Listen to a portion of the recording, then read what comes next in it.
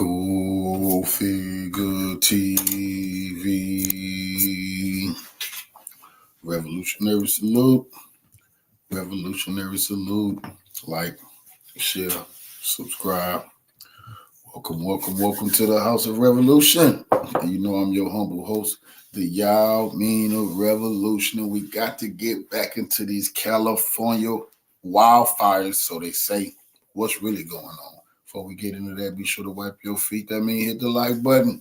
Like, share, subscribe, support the platform, y'all. Roll up that good dinner, man. It's finna be in the air. It's finna be in the air, family. Salute. Let's get right into this information this morning. What's up, everybody? I got to tiptoe around here. This is what sucks about being on the borderline content algo, is I can watch every channel on YouTube talking about a subject, but if I talk about it, then I get restricted. But this is something I hear every single time we have an event like what's going on in California right now. Everybody knows what's going on. And I just want to show you guys something that country folks know. And every time I see people overcomplicate something that's actually really simple. You don't need $1 million microwave apparatus when a $1 Bic lighter does the same thing. But that's where the conversation goes every single time. And every time I bring up the relationship to these spider webs and actual evidence between the relationship of these and these combustibles, but it never seems to catch on. So stick around. I'm going to debunk a popular myth. Yeah, what he's saying is, I think the chemicals from the chemtrails gets onto these trees and things of that nature, and I think it intensifies some of these fires here. But then I'm going to show you something that actually relates to this. You might see this clip. He's talking about getting there, and things that should have burnt haven't, like trees and leaves, and things that shouldn't have burnt, like metals and plastics, well, particularly metals, have. And he says that he's determined it's because these were fires that were started with microwaves. Now, microwaves don't ignite trees. Fire ignites trees. Microwaves affect metal. Now, this started me thinking, oh my.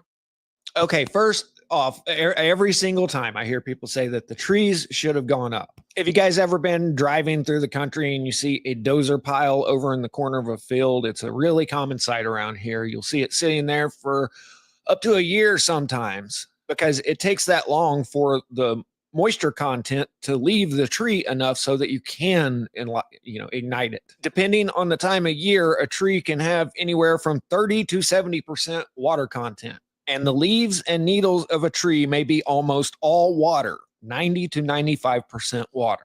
Every landowner in the world that has dozed off a new spot wishes that you could just take a tree that has just been knocked over, throw a match on it, and be done with it.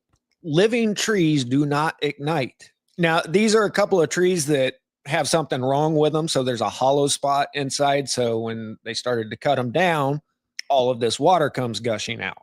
Now, that doesn't happen with a normal, healthy tree, but every single tree has this much water content to it. A 100-foot oak tree, they say, weighs about 5,000 pounds. So that's 2,500 pounds of water in that tree. Since these have some kind of tree rot, then there's a hollow pocket inside that's just a giant wooden cup. But normally in a healthy tree, then all of that water content is stored in every single cell of that tree. So it takes a very gnarly forest in fuego to get live trees to go up. So it's actually nothing strange for a tree to be standing after one of these events. This is just basic fact here. And I'm not trying to be rude. I'm just pointing out reality. Now, Trump brought this up a couple years ago, and it's something I've been saying for 20 years, ever since I started hiking in California. They have had a policy of just extinguishing everything right off the bat for the last 100 years out there. And that is horrible forest management. In its natural environment, about every 10, 20 years, a lightning strike will happen and it'll go through and it'll clean out all the brush that's on the ground. But since they've extinguished every single one of those, then it's built up for a century. And then it turns into these events that will take out live trees. I have taken part in several controlled burns in my life. The Native Americans used to do it on the forests they managed. And if this is done in a timely manner, then it doesn't affect the trees. It just cleans out the forest floor. Now, as far as the microwave part of things goes, you put metal in a microwave and you're going to see all kinds of sparks and lightning and flashes and all kinds of stuff. And the only sparks and flashes I've seen is of the trees blowing in the wind and hitting the power lines and sparking. And this has been a major problem in California for decades. But she says it doesn't affect trees. Well, yeah, it does. Put a piece of broccoli in your microwave and see if it heats up. But that's really kind of neither here nor there. Another thing that I thought ever since I moved to California is that if I wanted to do some major upsetting of things out there, all I'd have to do is wait for the right windy day, like when the Santa Anas are blowing, which if you don't know what that is, it's when the winds reverse and instead of blowing onshore, then all of the inland desert winds start blowing out towards the coast. They're very hot, very dry. All of Southern California looks like this. All of Northern California is pine needles all over the ground because they haven't allowed anything to take its natural course. I guarantee you, if I was a Terry and wanted to see bad things happen out there, I could start in Camp Pendleton in the south right about sunset, start doing my thing, heading up north, and I could make it up to Humboldt County before anybody realized what was actually going on, and everything behind me would be up in smoke. This is just another reason why I think things like the 2 buildings in New York City and other overly complicated events are just orchestrated fiascos, because I could do way more with way less. So I know it gets a lot of clicks on the internet, saying all of these fancy machines, but in the real world, throwing a cigarette butt out the window will do the same thing. But now let's talk about something that can drastically exacerbate this problem that I can never seem to get to catch on to where people start talking about this. And this is something that we've all seen being done right in front of our faces for years and years now. And to you other creators out here, here is an article you can look up, Market Insider. Aluminum dust from geoengineering fueling super wildfires, according to authors. September 6, 2018. So this info's been out there for 6 years, and I know I've brought it up numerous times. Author Dennis Mills discovered an alarming link between spider webs and the super wildfires. The author discovered unprecedented levels of aluminum and barium nanodust, primary components in the spider webs, both of which are incendiary and fueling these events. Retired USAF Brigadier General Charles Jones has been quoted from the public source as stating, "These white aircraft dropping trails are the result of scientifically verifiable dropping of aluminum particles and other toxic heavy metals, polymers, and chemicals."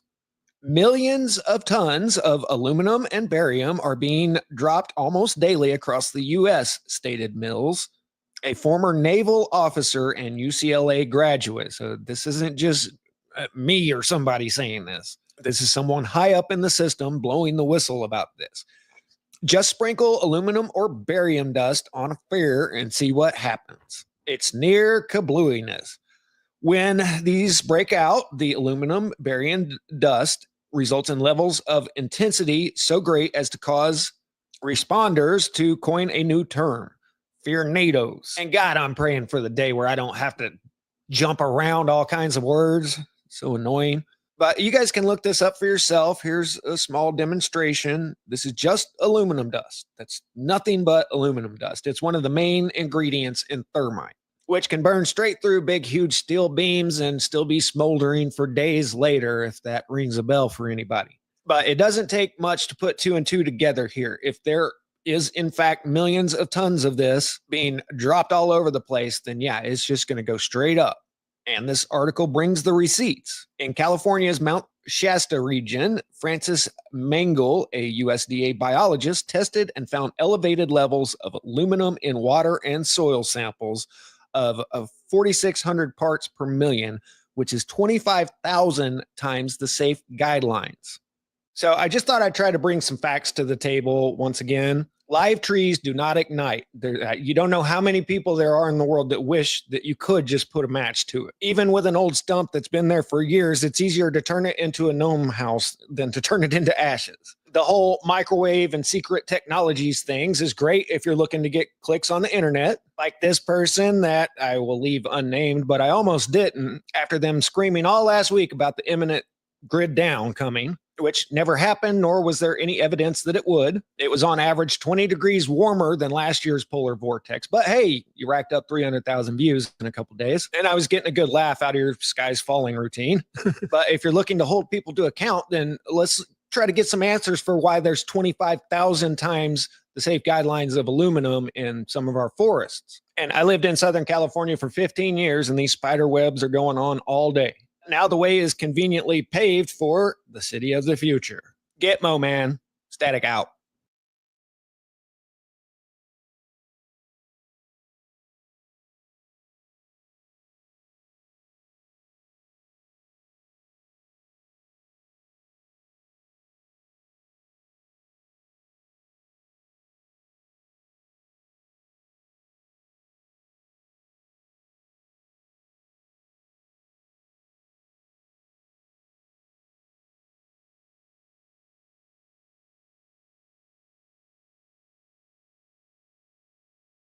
About what I discovered, my friends. This is Tony. Hope you're all doing well. We got so many things to cover in this video. We have so many updates and just the strangeness of all of this. We have now apparently animals fleeing the mountains and hills and relocating on people's lawns from the LA fires. Weird stuff is beginning to happen, my friends. Check this out. We have a clip also. They won't let us into our houses. There's some weird stuff going on in Cali. As you guys can see, everything is blocked off. And he shows here, let me just show you a little bit about this. Check this out. As you guys could see, everything is being blocked off. But what you guys could really see here is that we have the military. And so they have the military there. And apparently FBI and also police, and they're not allowing them into their houses. Check this out. Let's play a little bit more. FBI agents. What do you think is going on here? You tell me. They won't let us in our house. And man. Actually, and this isn't the first one. I've seen a number of videos where people are saying that their street is being blocked off. They can no longer get over to where their house is. And as you can see in this case, there's no fire anywhere in sight. So why is this area being blocked off? It's really kind of strange, actually. It makes you kind of wonder what is going on here. Then we have this here, my friends. Video from today, the 12th. Of Los Angeles Pacific Palisades fire. LA resident shows you the direction it's going. If the fire gets any further east now, it's going to go past 405. It's going to hit Getty Center, Hollywood, Griffith Park. That's downtown LA right there. LA will be done. And he says it's only 10% contained. Check this out. Few fire trucks up there and just a few helicopters in the sky, and that's it. This fire is less than, I'm going to say less than 10% contained. I don't know what they're saying online. But if this fire gets any further east right now, it's going to blow past the 405. It's going to hit the Getty Center, Hollywood, Griffith Park. That's downtown LA right there. And LA will be done, basically. 10:30 a.m. You can see what he had to say there. I'm not sure if he knows. I mean, he says it doesn't appear that there's anything really containing all this. But maybe there's something he doesn't know. Maybe there's something he hasn't seen. But it is interesting. This hasn't really been contained. And it continues to spread. He says he estimates it to be in 10% contained. Maybe it's 25, maybe it's 30. Who knows? The fact is, it's clearly not fully contained. It's still going. It's still, of course, spreading. And also, very strangely, we have this in from Gavin Newsom announces a sweeping plan to rebuild Los Angeles. I think this is a little early, isn't it? A little early to be talking about rebuilding Los Angeles. We're still in the midst of it. Very suspicious about the 2028 Olympics supposed to be in LA. Very suspicious that you burn your city down to build a new smart city that can rival China. This is disgusting what they is trying to get away with in LA. Happening, all these things. Absolutely. LA is still there from what I understand. There's sections of it that have been affected, but I mean, why is he already talking about rebuilding LA? Let's play this clip here. Very strange. With all of that and all that opportunity and that pride and spirit that comes from not just hosting those 3 iconic games and venues, but also the opportunity, I think, to rebuild at the same time. And that's why we're already organizing a Marshall Plan. We already have a team of looking and reimagining LA 2.0, and we're making sure everyone's included, not just folks on the coast, people here that were ravaged by this. So he's talking about LA 2.0, and he goes, oh, that's pretty clever how he said that. Not just the ones on the coastline here, but also the rest of LA, almost like he's acting as if the rest of LA should be fine. We just saw that other clip from this guy before him, which indicates it's not looking too good. I'm very curious. Why is he talking about smart, LA 2.0 ahead of the Olympics already? Why is he talking about this? At any rate, then we have this here, my friends. We have a number of people talking about large boom sounds in Los Angeles. And actually, we're hearing about this. It's starting to trend on X, where we're seeing a number of people talking about this all over America. Check this out. This is in downtown Los Angeles during these fires. And I'm going to show you the difference between this massive one that we listen to here and just a normal gas pipe, okay? Because I'll show you an example of both. Check this one out. This is the larger one. Okay, I think we're good there. Oh my God, did you guys hear that? As you can tell, that it was extremely loud, and you can hear it just continue to rumble afterwards. Now, let me show you an example of basically a gas pipe going, all right? This is in Pasadena. This is one of these guys riding around, showing kind of what has happened after these LA fires. Actually, they're pretty much everywhere now. But here, just check this out. I'll show you what I mean. This is just a gas pipe going off. Look at how far back the destruction goes. Another huge boom. You just heard that, right? So there was just this little, like very, very light sounding, off in the distance sound. It was barely louder than the traffic next to him. I mean, matter of fact, the traffic's actually a lot louder. That was a standard. And he said he was driving around this entire time, and you can hear several of these gas pipes, going off. But this one here, much more massive. Let's listen to it again. Okay, I think we're good there. Oh my God, did you guys hear that? And apparently this is something that everyone's talking about right now because it's happening in a lot of places. Again, we've been talking about various strange things. We've seen things flying in the smoke, in the clouds during this. And we're going to go over some of that in this video as well.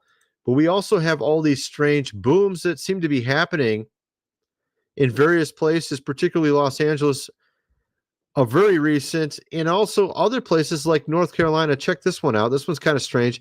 And we actually have them all across the world, even Norway. Just these bizarre boom sounds and other things that sound like almost like instruments, musical instruments, like a trumpet or something too. Check this out. What?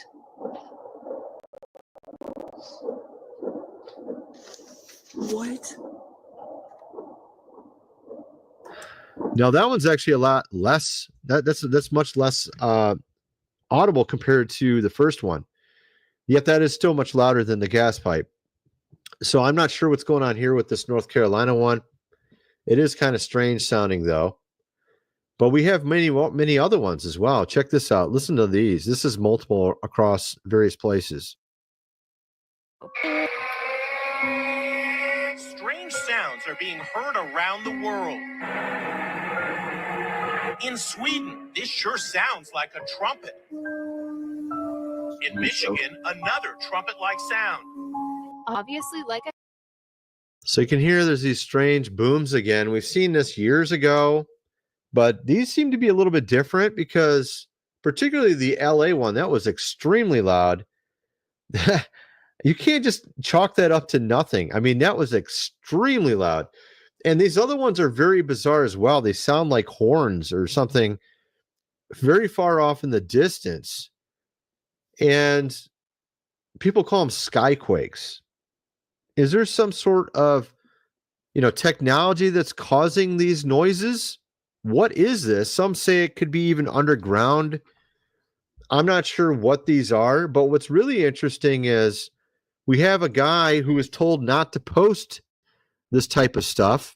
I'll show you that in a second. But first, what is this person saying? Sounds like it's time for LA to evacuate, especially with the booms around the town, which signal tectonic plate movement. I don't know if that's the case. That is kind of strange. I'd never thought of that.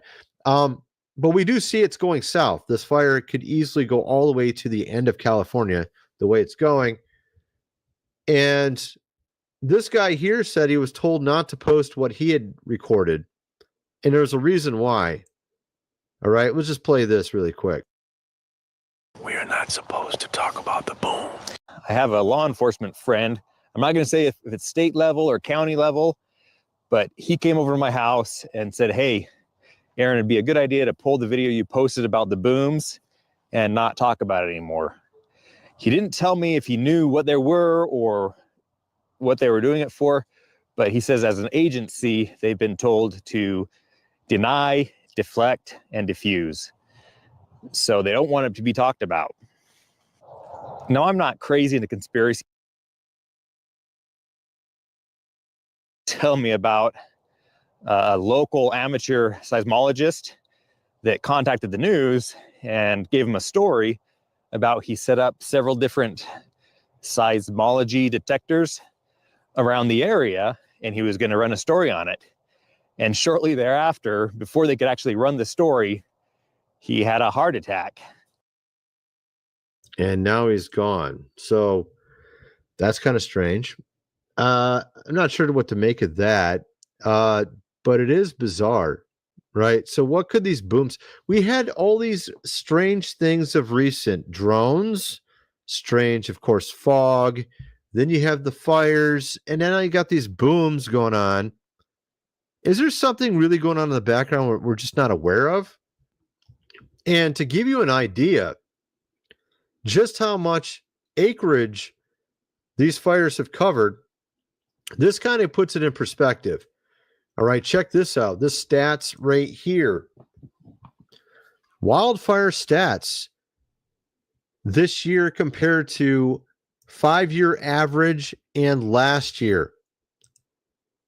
2025, already almost 40,000 acres.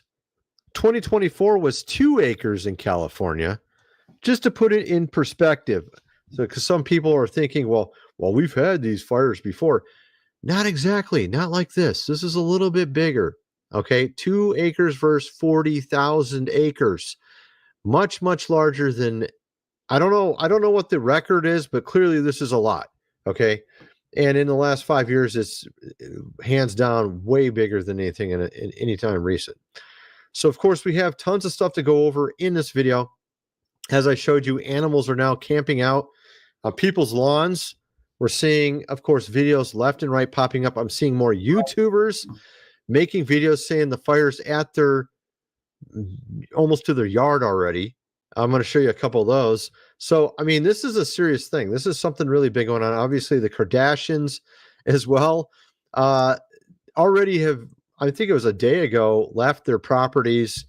And now they're, of course, complaining and slamming the LA mayor over wildfire disaster, saying she's a joke, basically. This is Chloe.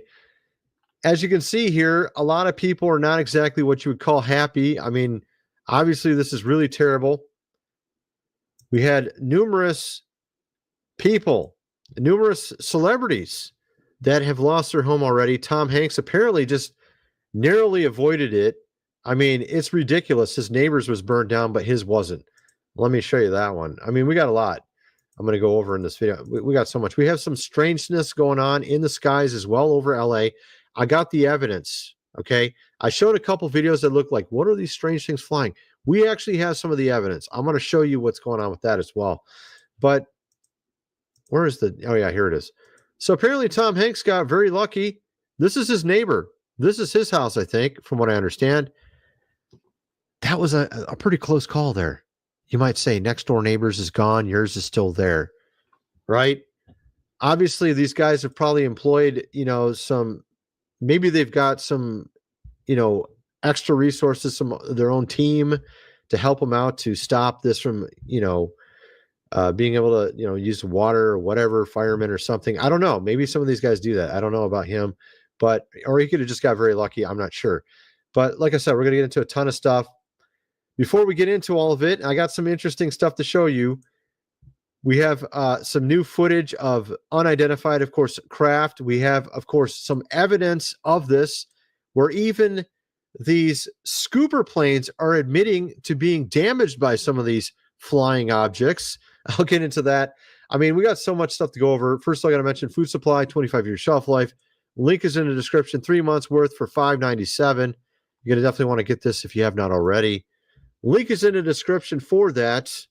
Also, this book here, The Lost Ways, how your great-great-grandfather lived without electricity, had a bit of cellar, do things around the house like they did in the good old days, hundreds of pages illustrated. The fact is, you never know when you might need it. You want the printed version. Link is in the description, $37 plus shipping. And, of course, we also are working on our game. We're offering, once again, we have only a few seats left. We had a number of people saying that they were going to buy, and we just held it for them, and they never did. So we still have some seats left. Of the 550, we still have, I'm not sure if it's 7 or 9. We have a certain amount left. If you are interested, you can get involved. Link is in the description. $400 you put in, you will get a cut of the profits when we release the game. We have the game about 70 to 75% done. 20% of Noah VR profits will be set aside for the people that have gotten involved and invested in our game. We also have potentially some angel investors that will come on board that will just help us just push us over the edge to really get this thing rocking before we release it. At any rate, link is in the description for that. Let's get back to the video. So, of course, you see the Kardashians not exactly happy. A lot of people are not very happy with what's going on right now. Obviously, you even had Mel on Joe Rogan. We're talking Gibson. And while he was on being interviewed by Joe Rogan, his house went up, apparently in flames. There's even a new video of him putting air in his tire and some guy just coming up to him. I got that around here. Let me find that really quick. All right, here we have the clip. I finally found it. Check this out.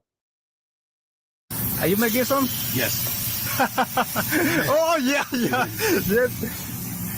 El del Patriota. You perform in the Patriota? Yeah. Movie, The Patriot? That's it. Oh, my God. Yeah. Long time. He's talking about the movie Patriot. Long time ago, yeah. Why are you alone? Huh? Why are you alone? Why are you? I am alone because I'm not famous. I like being alone. Oh, yeah, sure. Oh, my God. This is after his house is already gone. Apparently, his tire's leaking. My wife has the same issue with her tire, man. I think it wasn't sealed properly when it was put on. You have to fill it with air every week or two. It's kind of annoying. Maybe that's what he's dealing with as well. But I don't know, man. It's kind of interesting. So you have a lot of people this is affecting. You have here a YouTuber, Robert Seffer. I'm sure you've seen his, some of you have probably seen his channel before.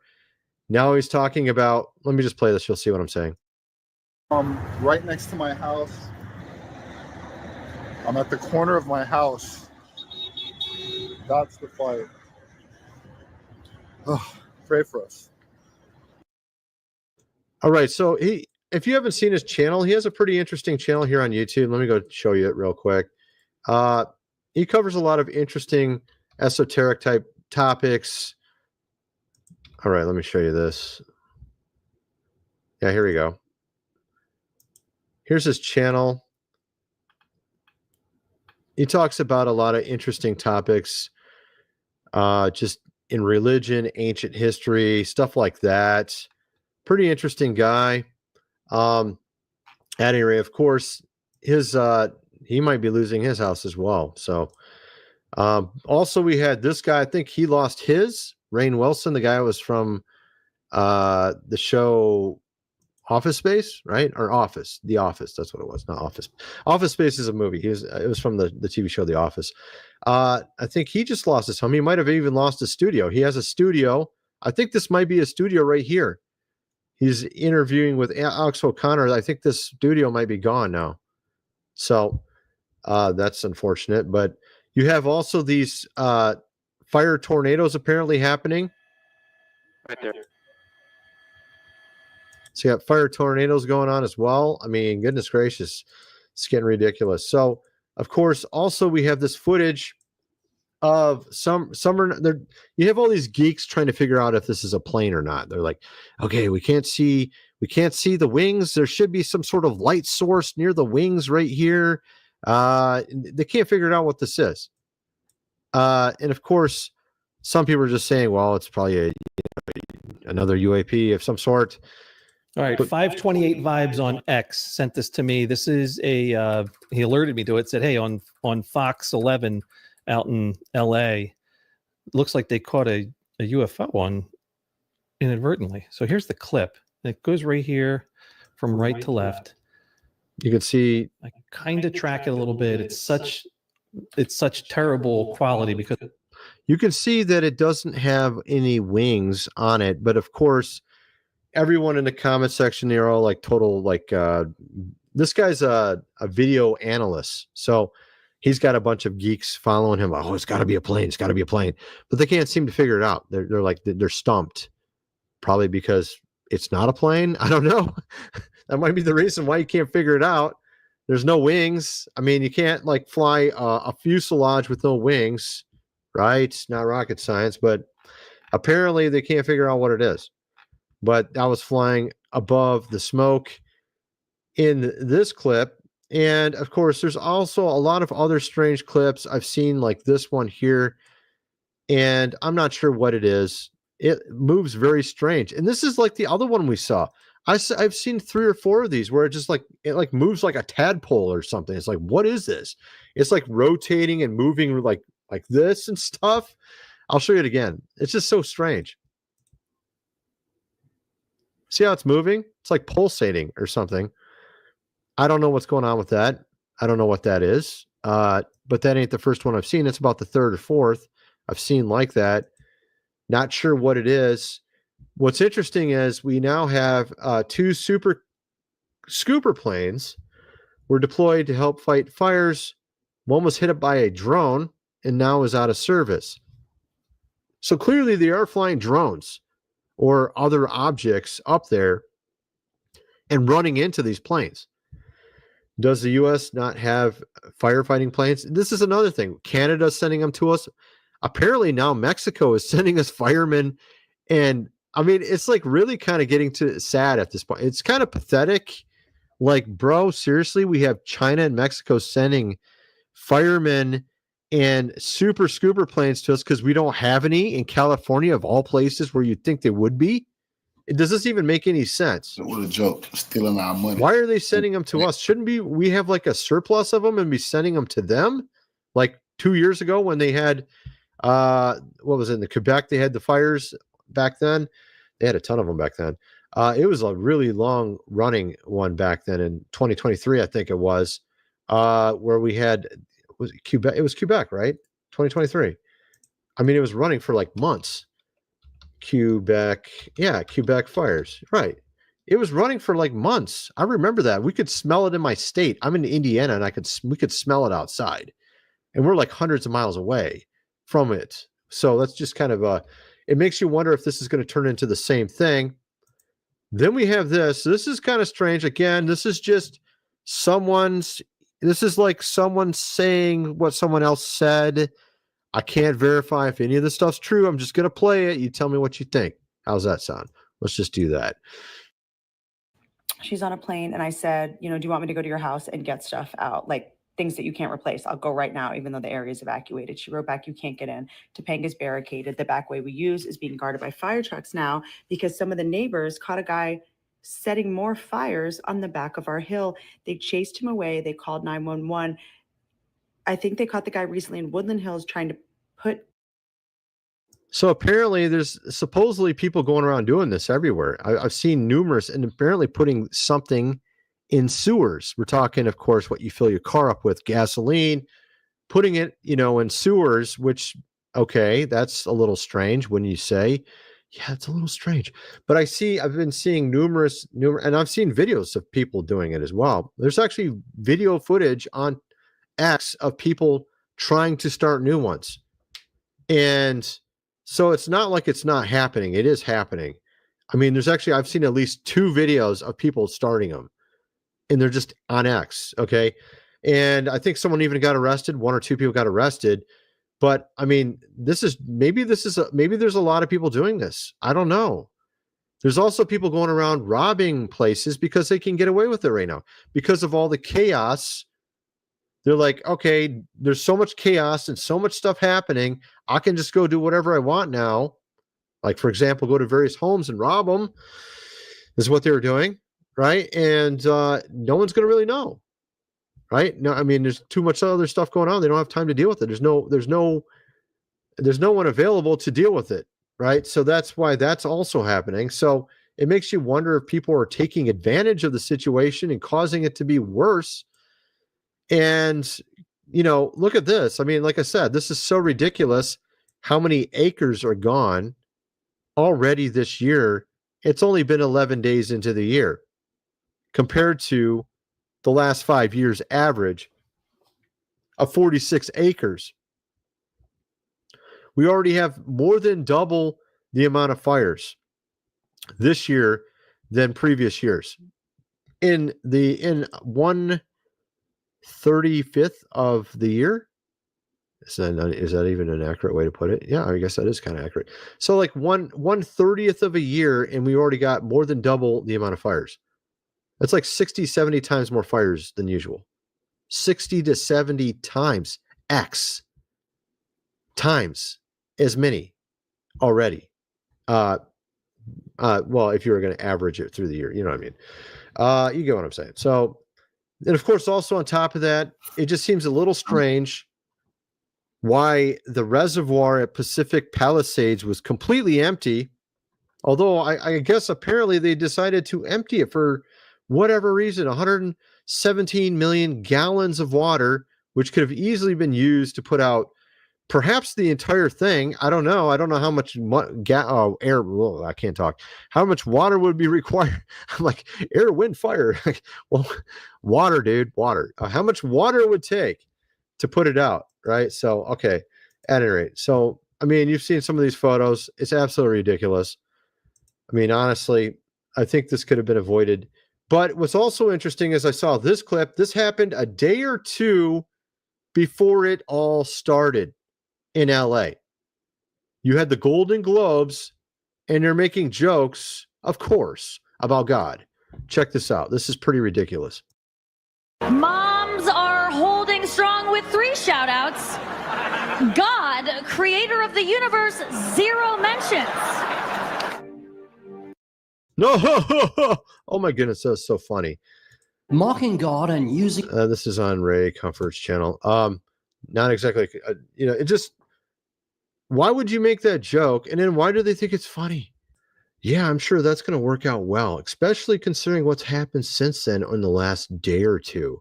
Really good job there, Golden Globes. I mean, it doesn't even make sense. Like, look, if you don't believe in God, okay, why would you make a joke about him if you don't believe in him? But if you do believe in him, why would you make a joke like that? Either way, it's a stupid thing to do, but apparently they don't understand some simple things like that. And instead, they just run things incompetently like we have here with Gavin. And now, of course, now looting's banned in California. Really? Well, they're doing it anyways. They're going to do it anyways because they can get away with it. But apparently, now we have Gavin telling us, let's stop the finger pointing. I'm not interested in who's to blame. Well, you're not interested for what reason? Let's just play this and see what he has to say. explanation, but there's so much mistrust and finger pointing. Let's just get the facts and let's get them out quickly. Let's stop the finger pointing. Let's just assess the truth. I'm not interested in who's to blame. I want to know. Well, I mean, it makes sense that you wouldn't be interested because everybody's telling you that you're to blame. Maybe that's why you're not interested. I don't know. That's kind of weird. Of course, also, like I said, Tom Hanks, he got lucky. His house was, for some reason, spared, even though his neighbors is gone. And so some of these guys are losing their homes. So, and actually, this is a sad story here. This one right here, Rory Sykes. I think I've heard that name before. This guy right here, apparently, he's a child star who was blind and had cerebral palsy, passed away. We're talking in the LA fires.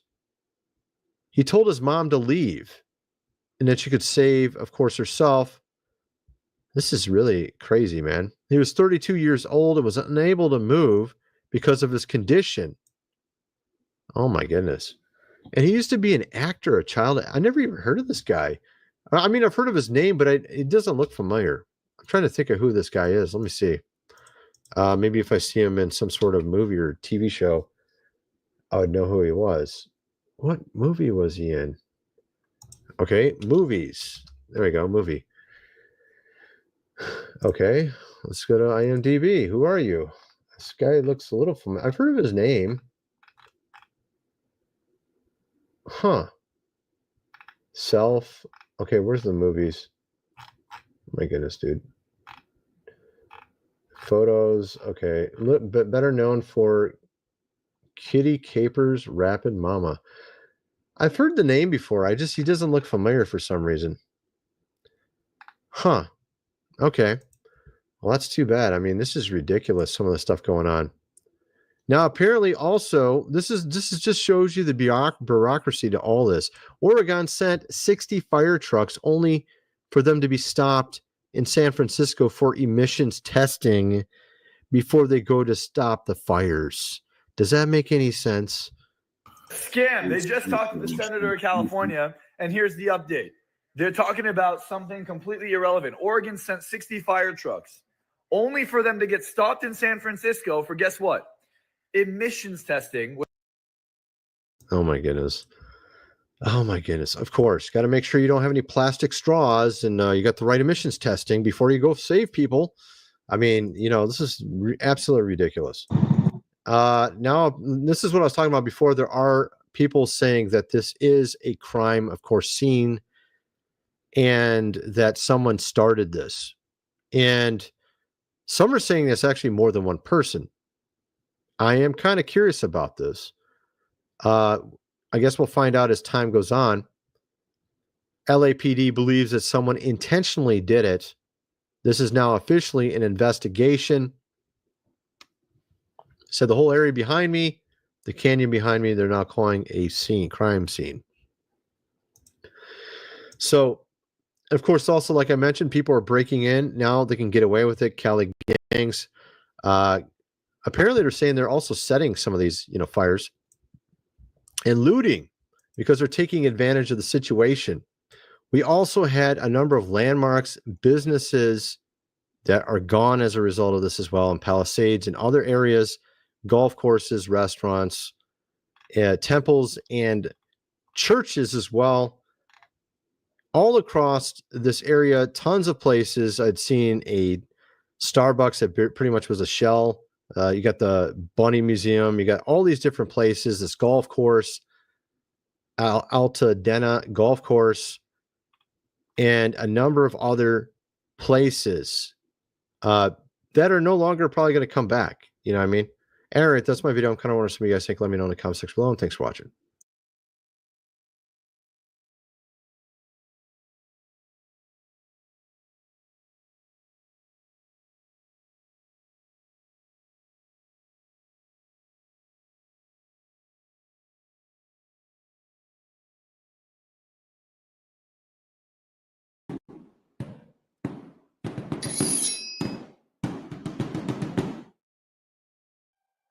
Recently, California has been experiencing another major wildfire, which may go down as the worst fire in American history. Once again, homes have been destroyed and lives lost. People around the nation keep wondering why California is always destroyed by such events, and finger pointing always occurs. Given the great potential that the state has, why is there never an adequate response or preventive maintenance mechanism? California is a perfect example of a failed state. But why? Let's find out. Why do the residents of California always suffer the worst with fires? What has the state and even local governments done to prevent and mitigate such disasters? Why do they always fail? Is there corruption at the top of state government that irresponsible? What other significant issues does California have and the Democrats failed to do? Hello, I'm Colin Heaton, former history professor, Army and Marine Corps veteran, and welcome to this episode of Forgotten History.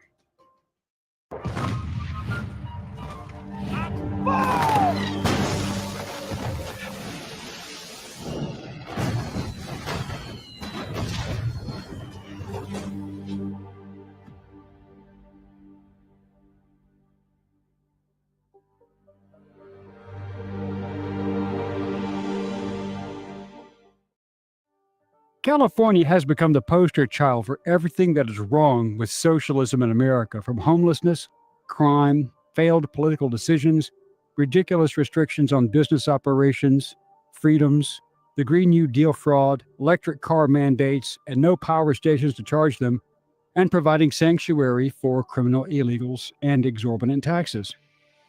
Governor Gavin Newsom has squandered every state and federal tax dollar he has ever received. He refused to build large water retention reservoirs and capture and redirect the rainwater and snowfall that drains into the Pacific Ocean from Northern California. He destroyed 4 dams to allow salmon fishing and prevented construction of a retention facility with a dam due to a small 2-inch fish called a smelt, which could have been used as a water diversion method to handle the water storage, especially with regard to fighting fires. Newsom and his predecessors, pressured by green environmentalist groups, failed to implement controlled burns to remove volatile dry underbrush, which spreads fire rapidly. As of this recording, the fires fueled by the strong Santa Ana winds have destroyed more than 1,000 homes and businesses and taken 5 lives, but that number may grow. Firefighters had to leave burning structures because there was no water pressure in the fire hydrants due to the failure of the local and state leadership to be prepared, despite billions of dollars being taken in by that state's government. They could have built pumping stations to draw water from the Pacific Ocean or firefighting, and even built desalination and purification sites to distill that water for human consumption, farming, and other uses. Los Angeles Fire Department Fire Chief Kristen M. Crowley was selected by former Mayor Eric Garcetti and took the oath of office on March 25, 2022, becoming the first female and LGBTQ fire chief in the LAFD, and that seems to have been another self-inflicted wound. Crowley has her own priorities, and she stated this as such. She wants to increase DEI, didn't earn it, hires, as opposed to focusing upon getting the best people to serve their communities. But she is not alone in her idiocy.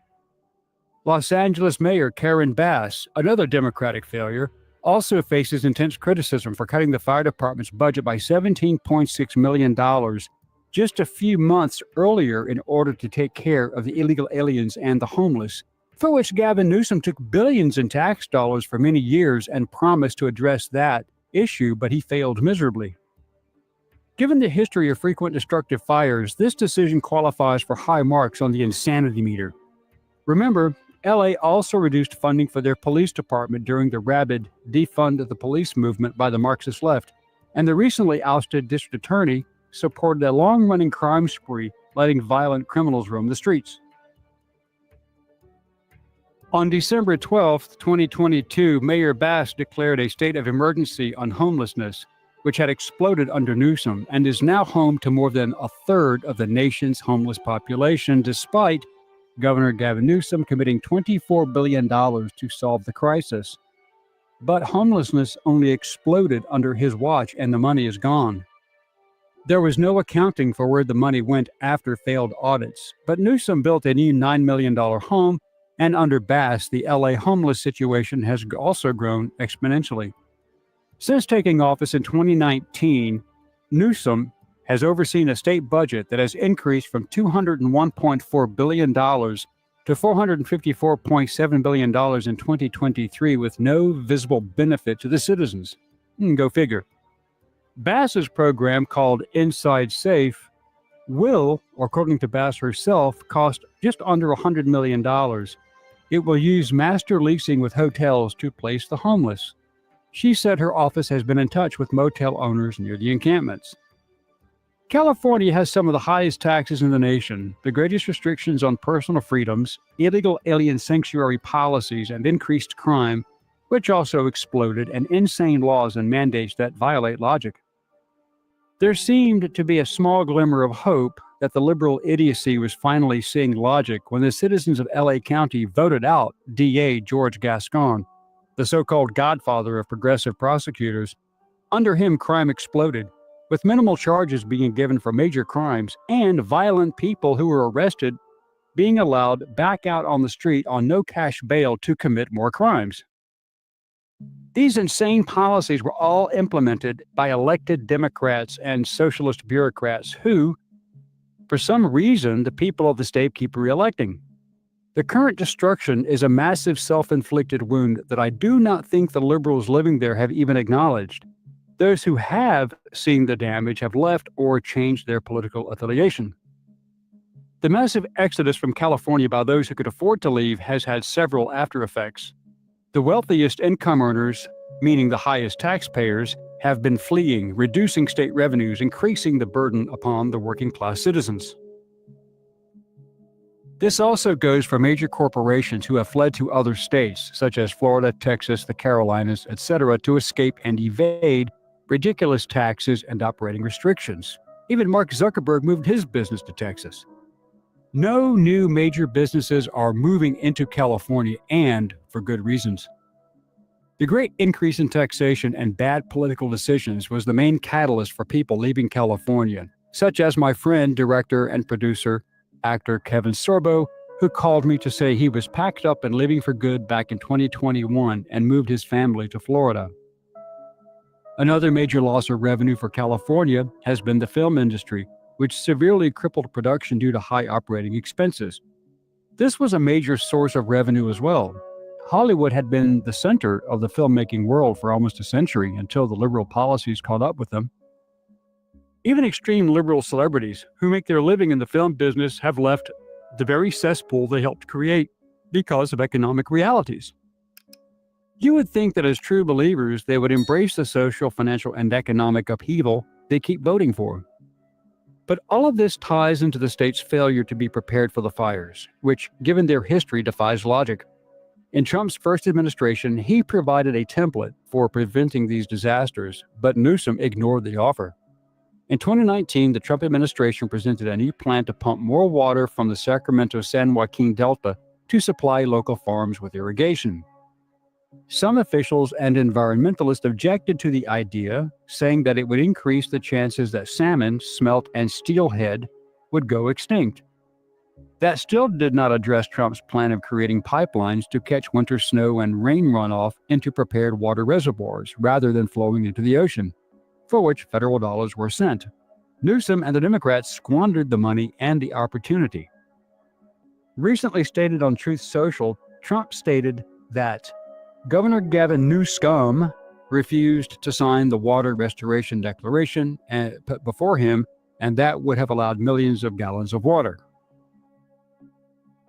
from excess rain and snowmelt from the north to flow daily into many parts of California, including the areas that are currently burning in a virtually apocalyptic way. Now the ultimate price is being paid. I will demand that this incompetent governor allow beautiful, clean, fresh water to flow into California. He is the blame for this. Trump delivered these comments during a press conference at his Ranchos Palos Verdes golf course, while 3 fires continued to burn more than 100,000 acres in Southern California. Trump also said if he doesn't sign those papers, we won't give him money to put out all his fires. And if we don't give him the money to put out his fires, he's got problems. He's a lousy governor. The liberal media and Democrat politicians struck back, some even blaming Trump for the event, which is beyond laughable and displays an intellectual bankruptcy that is truly tragic. In rebuttal, Izzy Garden, Newsom's communications director, told USA Today in a statement, "There is no such document as the Water Restoration Declaration. That is pure fiction." She must have forgotten Trump's offer in 2019. She continued, "The governor is focused on protecting people, not playing politics and making sure firefighters have all the resources they need." She said that. Really? Then why do the firefighters not have any water? Even if Newsom were to be given more money, the consensus is that it would make no difference because he does not understand emergency management, fiscal responsibility, or prioritizing for the needs of the citizens. But people still voted for him and the other incompetent Democrats who are responsible. I hope they are satisfied with their election choices.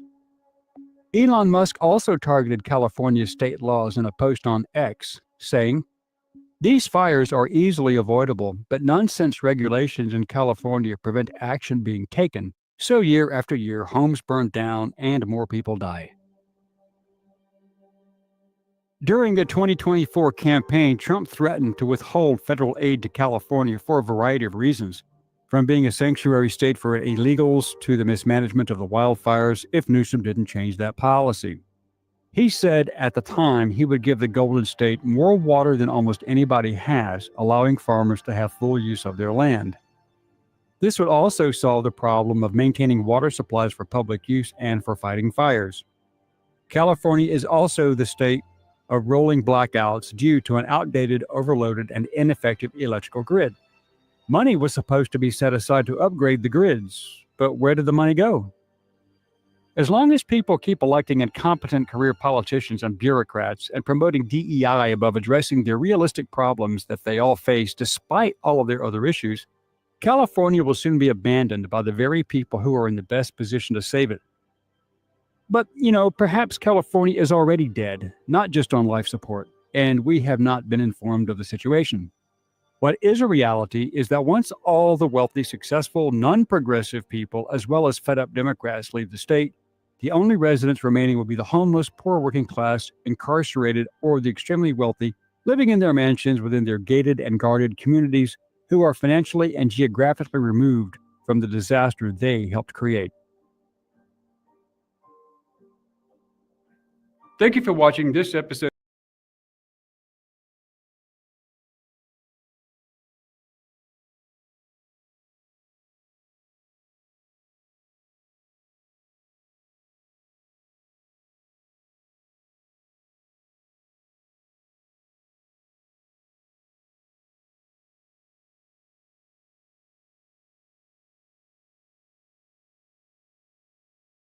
At democracynow.org/give. We begin today's show in Los Angeles, where at least 24 people have been killed in devastating fires that have scorched and flattened entire communities over the last week. Dozens of people are still missing. The fires have burned over 40,000 acres and forced some 150,000 people to evacuate, while an estimated 12,000 homes and other structures have been destroyed or severely damaged. This is Los Angeles County Sheriff Robert Luna.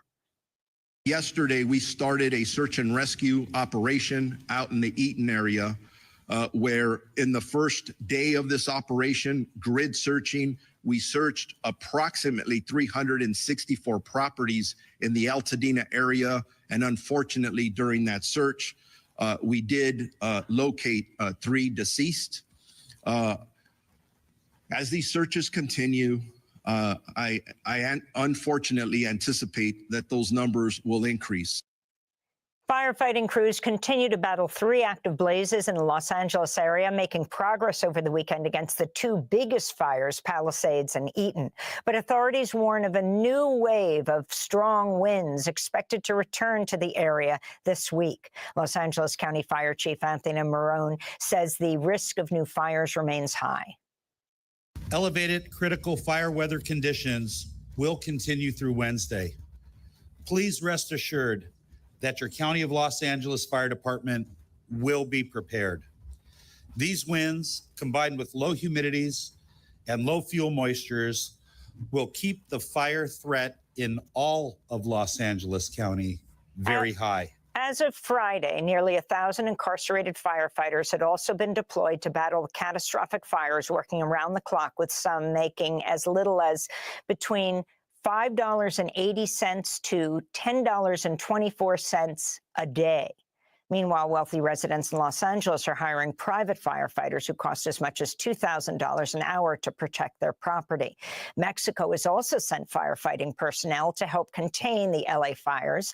Laura Vasquez Alzua is the head of Mexico's civil protection. We will stay as long as necessary. We will support in a spirit of solidarity and with all our experience and commitment to the people of California. This comes as the U.S. Health and Human Services Department and Los Angeles County have been both declared public health emergencies due to the smoke and particulate matter from the ongoing fires. Despite that, many schools located outside mandatory evacuation zones are scheduled to reopen today. For more, we're joined by two guests. Sonali Kohatkar is an award-winning journalist and author and host of the radio and TV show Rising Up with Sonali. Her forthcoming book, Talking About Abolition, A Police-Free World is Possible. She's in Pasadena and had to evacuate. And Leah Stokes is with us, an associate professor of environmental politics at the University of California, Santa Barbara, researcher on climate and energy policy. We're going to go first to Sonali. Sonali, we spoke to you last week, just after you evacuated your family, your parents, your kids. Can you talk about what you went through this weekend? Is your house still standing? And what about your community? Thank you so much, Amy. I appreciate that you had me on. In the midst of my evacuation, I last spoke to you from a hotel I had evacuated to. Friday morning, I returned to my home with my family. I am one of the lucky ones whose home is still standing. My husband and I went and checked on it. This house was very well sealed, and my elderly parents who are disabled, it was very hard for them to remain evacuated. They hadn't showered in days, and their house, which is right behind mine, is relatively new. So we made the decision to bring them back, and had been covering the every square foot we could with air purifiers in our house, wearing respirator masks until the air indoors subsided and the quality increased and improved. We had to make sure that we were stocked up on bottled water because we are being told that out of some caution, the water should not be consumed for any kind of drinking or brushing teeth. So we had to make sure we had enough water, and it has been, the air inside smelled of smoke for a while. Now it's subsided quite a bit. We're staying mostly indoors, although I've been walking around my community and trying to capture the stories of people who've lost everything. On Friday afternoon already, there were crews of young people who were kind of deputized, if you will, by the Pasadena Job Center, which is basically a day laborer center here in Pasadena, to go around and help people clean up debris. People in Altadena, so I live like 1.5 blocks south of the border with Altadena, border is being completely barricaded and policed by local law enforcement, the sheriff's department, and National Guard. And so anybody who wanted to go into Altadena to clean up couldn't. So North Pasadena sort of benefited from their volunteer efforts. A crew of young people came into my backyard, cleared up all the debris, and bagged it in 2 hours. So that helps mitigate any future danger from fires that we might expect this week. I mean, it's been quite remarkable to see my community rise up. There's donation centers popping up spontaneously every couple of blocks, but there's also this grim reality, where I'm driving west on Woodbury Avenue, and on the right, there are law enforcement standing, just preventing people from going. And on the left, there's members of the community who are helping one another. And those are such starkly different realities. There's a curfew in place in Altadena and the evacuation zone. So anybody who's caught walking outside in Altadena after 6 p.m., even if they live there, is being arrested. And every day those barricades are coming further and further and further, 1 block south into North Pasadena. So it does feel like we're living in a war zone. There's remarkable resiliency, but there's also this grim sense that, it could happen again. My concern is no one's really strongly linking what's happening now to climate change, because my house may have survived this round of Santa Ana winds? What about the next round next week? Or what about next year and the year after that? So yeah, it's been strange. I'm so lucky. I now know 23 people and counting who have lost their homes. People I saw just days before the fire, and now who have GoFundMe pages set up. It's very devastating. And can you talk about the community of Altadena, the historically Black community where Octavia Butler is buried? Yeah. She's buried just a couple of miles from my home. I visited her grave. Last year, my book club read Parable of the Sower because her book, was written in the 90s, but it opens in July, I believe, is summer 2024. So we sort of read it just a little bit after that, and it is so prescient because it is a post-apocalyptic Southern California around Los Angeles. Octavia Butler called this area her home. The cemetery she's buried at, Mountain View Cemetery, is just on the Altadena side of the border. I drove by there yesterday. There seemed to be a little bit of damage, but the reports that I'm reading, because I still can't go in to Altadena, are that the cemetery was by and large not too damaged. There's a lovely, amazing Black-owned bookstore in North Pasadena called Octavia's Bookshelf, run by Nikki High, a Black resident of Altadena, who has turned her bookstore into a local hub of donations. I interviewed Nikki. She hasn't even been back home. She thinks her home is standing, and she has just risen up for her community. And I spoke yesterday with Perry Bennett, the owner and proprietor of Perry's Joint, a beloved institution in North Pasadena, who was telling me about the tight-knit Black community in Altadena and Pasadena. And you're right, Altadena is home to about 18% of its population is African American, so a little bit higher than the general country. And it's, Altadena is a town that was rapidly gentrifying, but that Black community has stayed there for generations. I can count, friends who have lost their family homes. And it's a very tight-knit community. Perry Bennett was telling me yesterday how everybody knows everybody else. Everybody knows their moms and dads and neighbors. And then I encountered 4 young Black women who were giving away, who had set up a donation hub on someone's front lawn. And they were incredible women who had grown up in North Pasadena, Altadena. Some of them were now going to college elsewhere, but they had come back. Their families were impacted. It's a tight-knit community. It's a community where people have had the chance to own homes because they hadn't been redlined historically. And the people are grieving, wondering if they can rebuild those networks. There's developers already circling around, predatory capitalism waits for no one. And they are offering people, offering to buy up their property already. And it's insulting. I mean, the embers haven't even gone cold. The smoke is still rising and the developers are circling. As Naomi Klein wrote about the shock doctrine, the rise of disaster capitalism, I wanted to turn to the science fiction writer, Octavia Butler. On Democracy Now! Back in 2005, she writes about global warming, about totalitarianism. We were one of the last interviews with her before she died and was buried in Altadena. We spoke after the catastrophic Hurricane Katrina. I wrote the 2 parable books back in the 90s, and they are books about, as I said, what happens because we don't trouble to correct some of the problems that we're brewing for ourselves right now. Global warming is one of those problems. And I was aware of it back in the 80s. I was reading books about it. And a lot of people were seeing it as politics, as something very iffy, as something they could ignore because nothing was going to come of it tomorrow. That and the fact that I think I was paying a lot of attention to education because a lot of my friends were teachers, and the politics of education was getting scarier, it seemed to me. We were getting to that point where we were thinking more about the building of prisons than of schools and libraries. And I remember while I was working on the novels, my hometown, Pasadena, had a bond issue that they passed to aid libraries.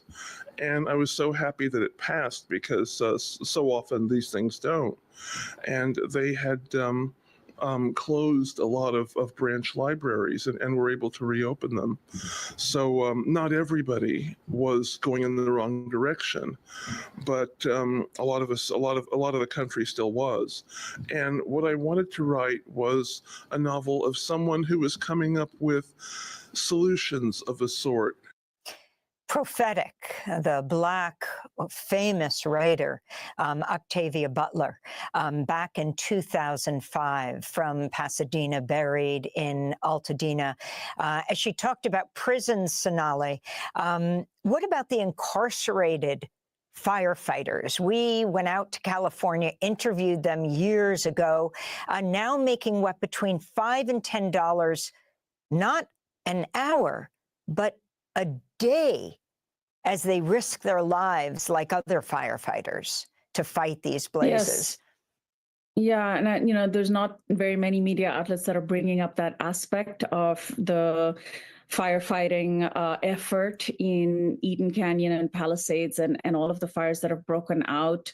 It is, to me, so indicative of the ways in which our spending priorities are so skewed. Yes, it's true that our fire departments are severely understaffed. So instead of us, training more non-incarcerated people, or for that matter, frankly, allowing incarcerated people to simply not be incarcerated so they can actually be active and, fulfilled members of our society, we turn to prison labor. And prison labor is used in so many different aspects of our capitalist society. Firefighting is one of them. I, personally haven't had the chance to interact with any of the firefighters here because they're in the thick of it, in the throes of fighting the fires. But to me, this is why I talk about how it's important for us to start veering away from policing and in prisons and into keeping us really safe. Incarcerated firefighters are trying to keep us safe, but they themselves are part of the architecture of violence, and they are the victims of the architecture of violence as well. In my new book, Talking About Abolition, A Police-Free World is Possible, I speak with 12 abolitionists who talk about these very issues, about how we need to start funding the things that truly keep us safe. The climate, right? One of the people I interview is Leah Penniman, who works on food justice issues. Melina Abdullah, who talks about participatory budgeting. The great Gina Dent, Ruth Wilson Gilmore, Dylan Rodriguez, longtime abolitionists who talk about the importance of pulling money out of policing and the architectures of death making and into the things that keep us safe. Robin D.G. Kelly, who wrote the foreword to the book, who's been on Democracy Now! Many times. There are people who have been thinking for so long and strategically about primarily Black leaders and activists who I interview in the book, who've been thinking about how we start applying an abolitionist framework to our economy, to our society. And in such a framework, in such a world, we would not only be climate resilient, we would not only not have incarceration at the mass level that we do now, we would have less crime, we would have fewer fires because we would have dealt with the climate crisis, and we would have more resilient homes, and we would have equity along racial lines. This is the world that we need to manifest and make happen and actually fight for, rather than the apocalyptic promise of racial capitalism and policing and prisons, which is what we're living in right now. And people can recognize the incarcerated firefighters by their orange jumpsuits. Yes. I want to also bring in Leah Stokes, Associate Professor of Environmental Politics at University of California, Santa Barbara, author of Short Circuiting Policy, co-host of the podcast, A Matter of Degrees. Professor Stokes, talk about climate change and what we're seeing today. There's a lot of discussion about individuals responsible for these fires. Almost no discussion. Yes, we hear about the Santa Ana winds, the fierce winds. We hear about the very dry weather. But I mean, what, 1/100th of an inch of rain since beginning of October, when it's usually 4.5 to 5 inches. Can you talk about how climate change contributes to the catastrophe we're seeing in your state? Absolutely, Amy. You really hit it on the nose there. Who is responsible? It's fossil fuel companies and electric utilities who lied about climate science for decades. And, you know, that's why laws, for example, in Vermont and New York, where they've just passed these Superfund laws to basically hold big polluters accountable to make them pay for these disasters. I can only imagine that California will be thinking about that too. We know that climate change is the main driver here. The fact is that LA County, more than 80% of it is under extreme drought. And we're looking at the driest 20-year period in 1,200 years. And there have been papers, academic, scientific, peer-reviewed papers that are almost 10 years old now, which showed that more than twice the amount of area is burning in California that would have otherwise because of climate change, and that climate change is the main driver of all this dryness. And the other thing that climate change is doing is it's leading to more extreme precipitation and sometimes, and then more extreme dryness, right? And so last year, last sort of wet season, there was an enormous amount of water that fell in Southern California. That led to a lot of new fuel being built up, you know, all this chaparral, the bushes that they grow. And then the next year, which we're in right now, the October period starts that rainy season. When no rain is falling, all of that new fuel, it builds up, it dies. And then when these massive hurricane force winds hit during January, and you have this period of dryness, that overlap of these extreme winds and that dry landscape, that parched drought landscape, that's what creates this tinderbox situation. And in the past, you know, we wouldn't have had the same overlap where you would have had such extreme drought and these winds at the same time. And so that's what's really creating such a dangerous situation for people. And the Santa Ana winds, if you can explain more, because of course, they are well known, these fierce winds, but this, what is called, I mean, the media will talk about the perfect storm, but not the climate catastrophe and what it would mean to change the way we live. Yeah, you know, the ultimate driver here is climate change. There's been a lot of reporting that, you know, people can do things to try to protect their homes, you know, things like metal roofs or reducing the amount of vegetation that's close to a building. But how are you supposed to do that in a hurricane force wind when there are embers flying everywhere? You know, if one neighbor their home lights on fire, that just creates a massive fuel source for all the other areas. There are things we can be doing in terms of urban planning, how closely we're building these homes together and whether or not we're building them in this wildland urban interface in places that are more likely to burn.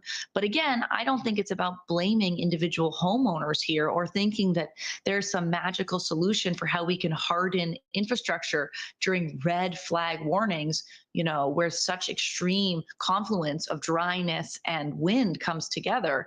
You know, we're about to go into another one of those experiences just tonight in LA and Ventura County. The fact is that the number one thing we have to do to really get at the root cause of this disease is to stop burning fossil fuels. And people have been saying that for decades, including Octavia Butler, who wrote that extremely prescient book, you know, that didn't just talk about climate change, but also she had forecast that a fascist president came to power in her story on a slogan, a campaign slogan of "Make America Great Again." So in these horrible disasters, you know, people can turn away from facts and reality, and that can create even more danger. But what we really need to do is reduce our dependence on fossil fuels. We need to electrify all the buildings that we can, including our infrastructure, our transportation, and that will also make us safer next time. You know, when we're building back these communities, we need to be building them back electric. And we need to be making sure that our infrastructure, like water pumping stations, have backup energy through things like battery and solar backups. That can make sure that we're safer for the next fires. So let me ask you something, Professor Stokes. Governor Newsom has been saying, you know, I mean, when you consider it, the scale of the horror, they're going to deregulate so people can build quickly. But what about the problem with this, deregulating what the requirements are? For example, Los Angeles County identified 70% of its burned areas this year as being in very high-risk zones. Do you think that development continuing in these areas is a problem? And the idea that everything has to be even more regulated, considering the causes of climate change. Yeah, it's really tragic. You know, these communities go back, you know, decades, a century, and people have really long-term relationships with the landscape.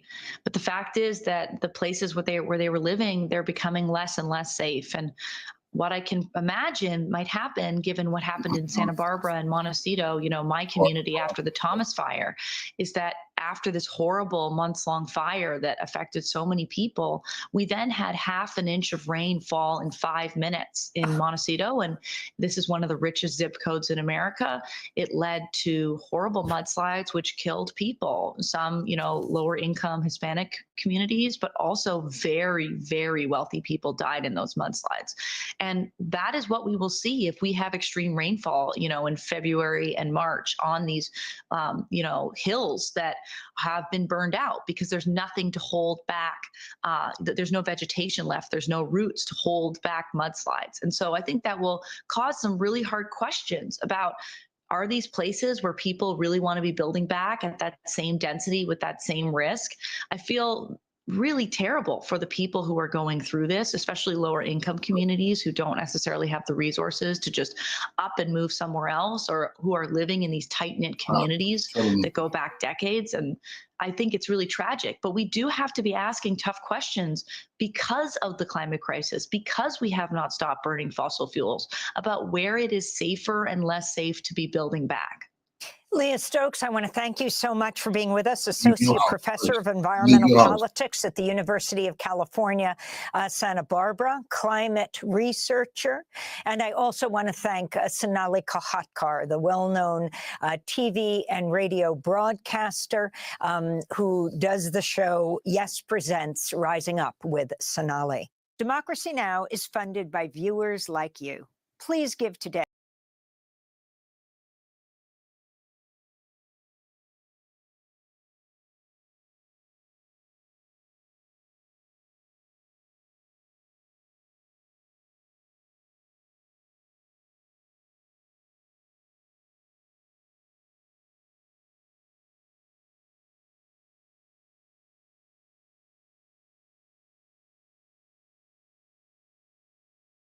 On Deck with Tim Black.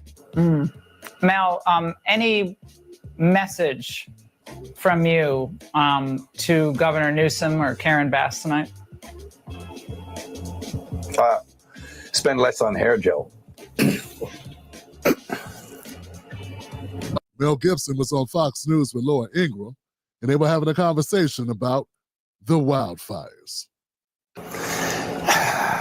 Well, you know, I know they were messing with the water, letting reserves go for one reason or another. They've been doing that a while.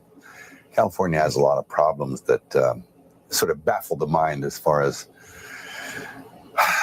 why they do things. And then in the events like this, you sort of look, oh, is it on purpose? Which it's an insane thing to think. But one begins to ponder whether or not there is a purpose in mind. What could it be? You know, I don't know. Do they want the state empty? I don't know. Well, damn, man! Nobody told me that. Nobody told me that Mel was such a fine, good Republican operative. I didn't know this shit. This guy's up there, man. He's Tucker Carlson level, man. Wow, that guy stuck it together.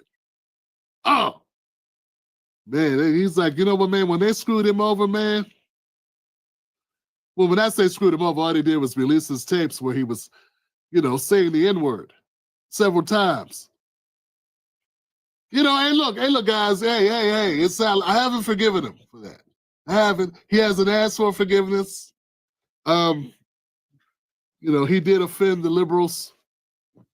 I wasn't offended by it. I like knowing. I mean, if that's how you roll, it's good for me to know that you think in the back of your mind, because he was talking to his ex or something, and he was like, I hope you get raped by a pack of ends.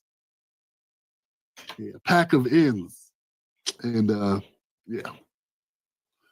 So it's a lot racist in there. It's a lot of racist. And a lot of people stopped watching his movies because of that. And I was pissed because, of course, I don't like the reference of black, that he's depicting of black men being rapists. But also because Apocalypto was good as shit. And that was right around the time that movie came out. And I was like, damn it, I like that movie. But I don't like him. So, I hate when that happens when somebody you like does something. You're like, Leslie Nielsen did the same thing. He like Leslie Nielsen. He did the same thing when he said, I think a good friend of mine, she was attacked by a black man. And I walked around for months at night looking for a black man to settle the score to get revenge. Like he had no description other than black, and this guy's walking around London looking for somebody black or something. So we all decided he was a piece of garbage too, which was bad because I like Taken. Anyway, back to Mel Gibson. I didn't know Mel Gibson was such a Republican type dude. Yeah. Maybe he's not Republican, maybe just doesn't like the Democrats, which would make him on his way to redemption with me. You know what I'm saying?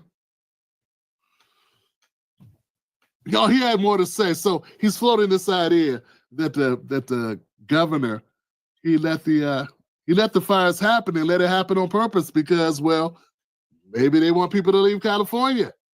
Maybe they want to redo the property. Maybe they want to make more money. Maybe. Maybe we got plans. We got to get these rich dummies out of here. Hey, they've been doing this type of thing to black folks forever. I mean, how many people are really up on their black history, folks? Do you know there's hundreds of black towns that were destroyed by white government officials? They flooded them, burnt them, or sometimes just came and ran us out of our homes so they could take over the land. You know this, right? Like, it's not crazy. See, that's what I don't like about the Democrats. The Democrats, they've been like, because they don't like Mel, and Mel obviously is he's a controversial figure based on what was caught on his message machine. Yeah, he didn't do a Kramer. It's like he ran down the street. He left a message, and of course, somehow his message got leaked to the press. But I'm not defending him, I'm just saying.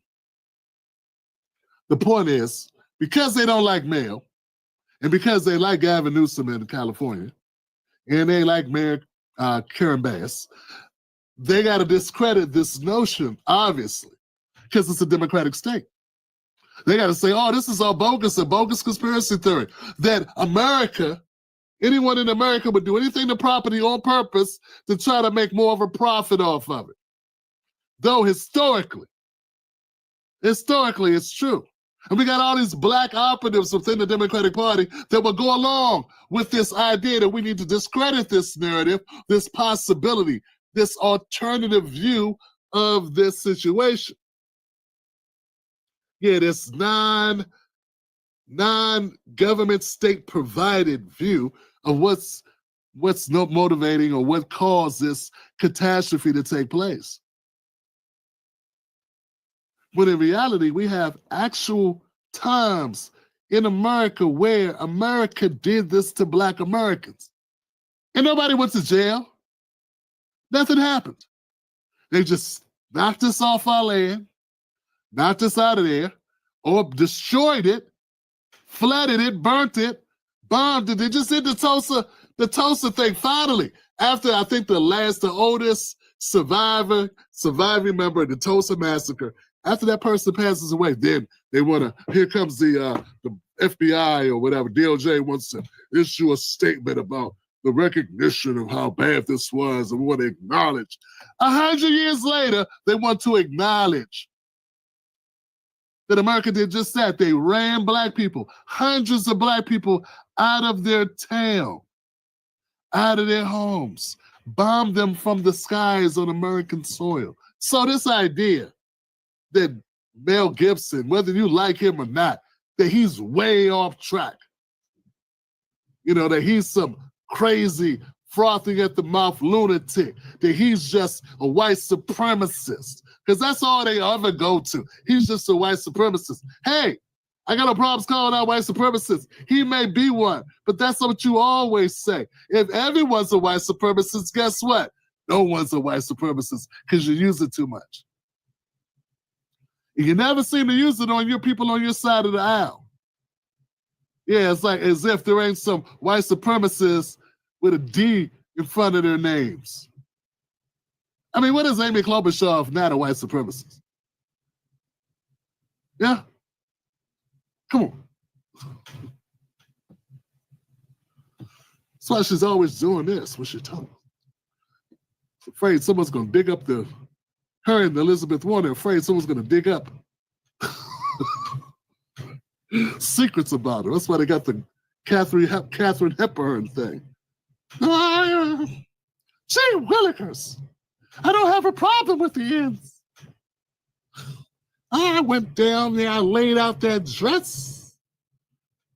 I fought for them, and I will fight for them again. Get off my lawn. Don't touch my daughter. I had another point here I was trying to make, man. What was it? Oh, so Mel Gibson, he ain't wrong. Even if he's inaccurate, he's not wrong. America does have a capacity to do exactly what he's saying. I don't know if that's the case, but let's not be dismissive as if it's above America or below America to do such a tragic activity. It's not even a hypothesis. It happened several times. All right, let's keep going. He's got more to say. Mel Gibson, Patriot. Stayed empty. Well, Mel, there's Mel, any message from you to Governor Newsom or Karen Bass tonight? Spend less on hair gel. That's it. Yeah. What can I say to them? Not a big admirer of either, but yeah.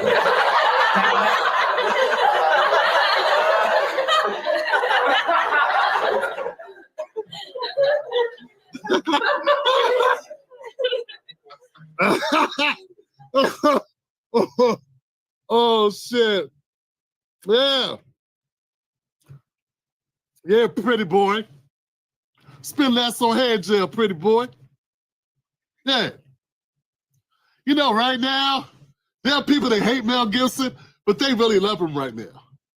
They love him right now. And I'm talking about Democrats. All the Democrats that want to run against him in 2028 are like, damn it, what are we going to do to stop this guy?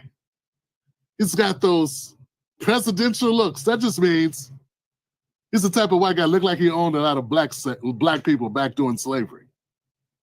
What I'm saying is, they've been wondering how can we go at this guy. I'm telling you, man, these Democrats, they only stick together out of desperation. That's where the money is, and they're desperate to get it. So they got to stick together and play team ball. And they got the donors, the special interests, and they got to keep the media in their pocket, all this stuff. So, but it's very highly competitive. Politics is highly, highly competitive. So all of them are worried about Gavin Newsom in 2028. Pissed off as hell. And I know somebody's smiling right now. That somebody would be Kamala Harris. She's having a glass of wine. Kamala, call up Kamala. Hit me on the hip. Hit me on the hip, Kamala. If you would say a few words about how happy you were to hear that. I know. Because anything that hurts Gavin Newsom helps her. Because she wants to run again in 2028. And Gavin Newsom and Gretchen Whitmer are right there just waiting. Yeah, Gretchen Whitmer right now is somewhere very happy. Yeah. Gavin's problems are Gretchen Whitmer's gifts. It's like, oh, it's Christmas. It's Christmas again already? But Gretchen, Governor Whitmer, 11 people perished. We got more people. Got a lot of people in California. They'll be fine. The point here is, Gavin Newsom's having a bad month. You need to focus on what's important. Go watch The Diplomat and get an idea what I'm talking about. I got no love for Mel. But I love The Road Warrior was good. Road Warrior was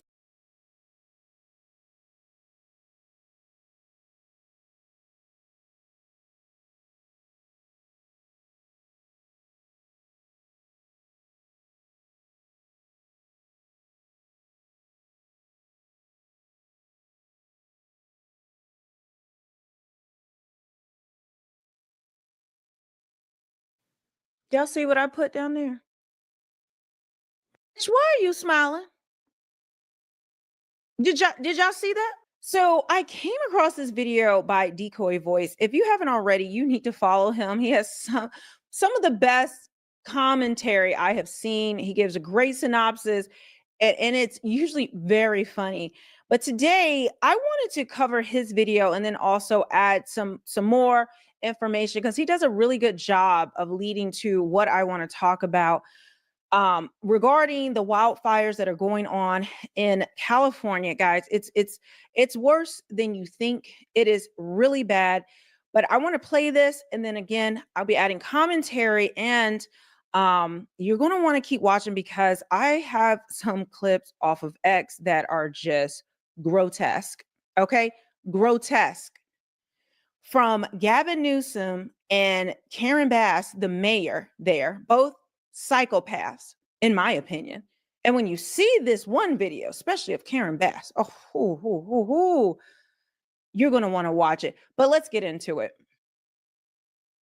And the problem is they get locked into that format and no one trusts them.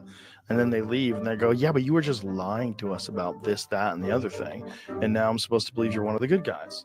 You're one of the straight shooters now. Yeah. As Facebook founder Mark Zuckerberg is desperate to restore his image, he returned to the Joe Rogan podcast, where he started off sounding reasonable. You only start one of these companies if you believe in giving people a voice, right? I mean, the whole point of social media is basically, giving people the ability to share what they want. But it's hard to tell, as this appears to be the same thing he said in another seemingly scripted speech. I started building social media to give people a voice. I don't 100% trust much of what he says, especially as many genius tier programmers aren't the most natural communicators. So I imagine Meta's PR team gave him very specific talking points to protect the company's image. But I do appreciate how he immediately went into Decoy Voice was right the entire time. It was during the Biden administration when they were trying to roll out the vaccine program. And I'm generally pretty pro rolling out vaccines. I think on balance, the vaccines are more positive than negative, but they pushed us super. They were not. They were not. And I can't wait till January 20th. And then when Kash Patel and RFK Jr. and the new administration comes in and we actually get all the real information. Because think about it, guys. We're getting all of this information and dirt about what happened during COVID while Biden is still in office, while he's still here. Imagine the treasure trove that has been suppressed, has been kept away from the American people while they wanted us to put this in our bodies. knowing they were hiding things. But of course, Biden is going to give himself a pardon. And scholars aren't sure if he actually can, but we know there's been talk about he's going to give it to Fauci and everyone that was dealing, for the whole COVID thing. So a lot of these criminals, these people who did this, who were part of our government, they're going to get off scot-free. Hopefully something can be done about it, but this is the way things are. Were hard to take down things that were true, right? I mean, they basically pushed us and said, anything that says that vaccines might have side effects, you basically need to take down. Inarguably true. Who is they? Who's telling you to take down things that it was that talk about vaccine side effects? It was people in the Biden administration. These people from the Biden administration would call up our team and like scream at them and curse, and it's like these documents it's all kind of out there. Did you record any of those phone calls? I don't think we were. They wanted us to take down this meme of Leonardo DiCaprio looking at a TV talking about how 10 years from now or something, you're going to see an ad that says, okay, if you took a COVID vaccine, you're eligible for, and they're like, no, you have to take that down. Now, I wasn't on Meta much before, but I do recall the same issues on this platform, as many of you started watching me during the lockdowns and how I was almost more of a sports guy, talking about the hypocrisy of what was happening to Kyrie Irving and the Brooklyn Nets, constantly fighting soft censorship. And I was simply pointing out the stupidity of how, since Kyrie didn't take the vaccine, he was only allowed to travel with the team and play in every other city except his home games in Brooklyn. But Brooklyn somehow still allowed him to buy tickets and sit courtside, all because he didn't take a shot that we now know didn't stop transmission. First of all, you don't get the vaccine for yourself, you get it for other people. I really am proud of the Nets for putting their foot down, for saying, no, we're not going to deal with this half on, half off. And I wasn't even... You remember how they canceled Kyrie Irving? He lost his shoe deal. You'll say it was because of, he posted about this documentary and all of that, but he was basically canceled, even by the sports, not the sports people, not the fans, but by the powers that be. And all these sports broadcasters were just railing on Kyrie Irving. And it looks like the brother was right. Have you seen any of them apologizing? They spent so much time during COVID, just hammering on him, destroying him, but he stood tall that entire time. Every single person needs to be supporting Kyrie Irving for standing up to this. And now we're getting the real information. But of course, none of them, they're gonna bypass it and go on like nothing ever happened. It's a shame what they did to that brother. Trying to tell anybody do or do not take a certain medicine. I was just pointing out how nonsensical their arguments were. But if you dared point that out on Facebook, you'd be shadow banned just because it's inconvenient for Biden, all since his so-called fact checkers stated otherwise. We're like, all right, we're just gonna have this system where there's these third-party fact checkers and they can check the worst of the worst stuff, right? So we put in place the system and it just sort of veered from there. I think to some degree, it's because some of the people whose job is to do fact checking, a lot of their industry is focused on political fact checking. So they're just kind of veered in that direction. I kind of think like after having gone through that whole exercise, it, I don't know, it's something out of like, 1984, one of these books where it's just like, it really is a slippery slope. And it just got to a point where it's just, okay, this is destroying so much trust, especially in the United States, to have this program. And I guess it was probably about a few years that I really started coming to the conclusion that we were going to need to change something about that. And of course, this upsets Biden. Of walking away from fact checking, I find to be just contrary to American justice, the way we talk about one another. Telling the truth matters. It's scary. But y'all see this crackhead? This disgrace? This trash? He wasn't even running the country. The man don't even know what time it is. I mean, if we think about all the crimes that Biden has committed, not just personally, and enriching himself. Ashley Biden's diary. But this hoax they put on the American people, we've seen the Wall Street Journal report. This man wasn't even running the country. There was a shadow presidency, and we still don't have that information. And now he's mad about fact checkers. I guess you are. I guess he is, because all of his lies are being exposed.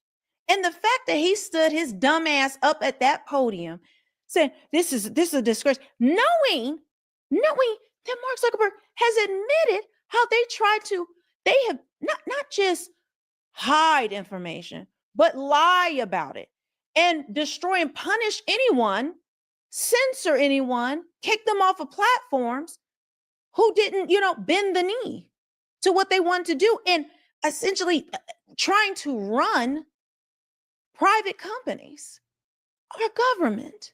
Like they were talking about Trump is Hitler and he's an authoritarian, he's a fascist. No, this is the fascist. The Democrats are the fascists.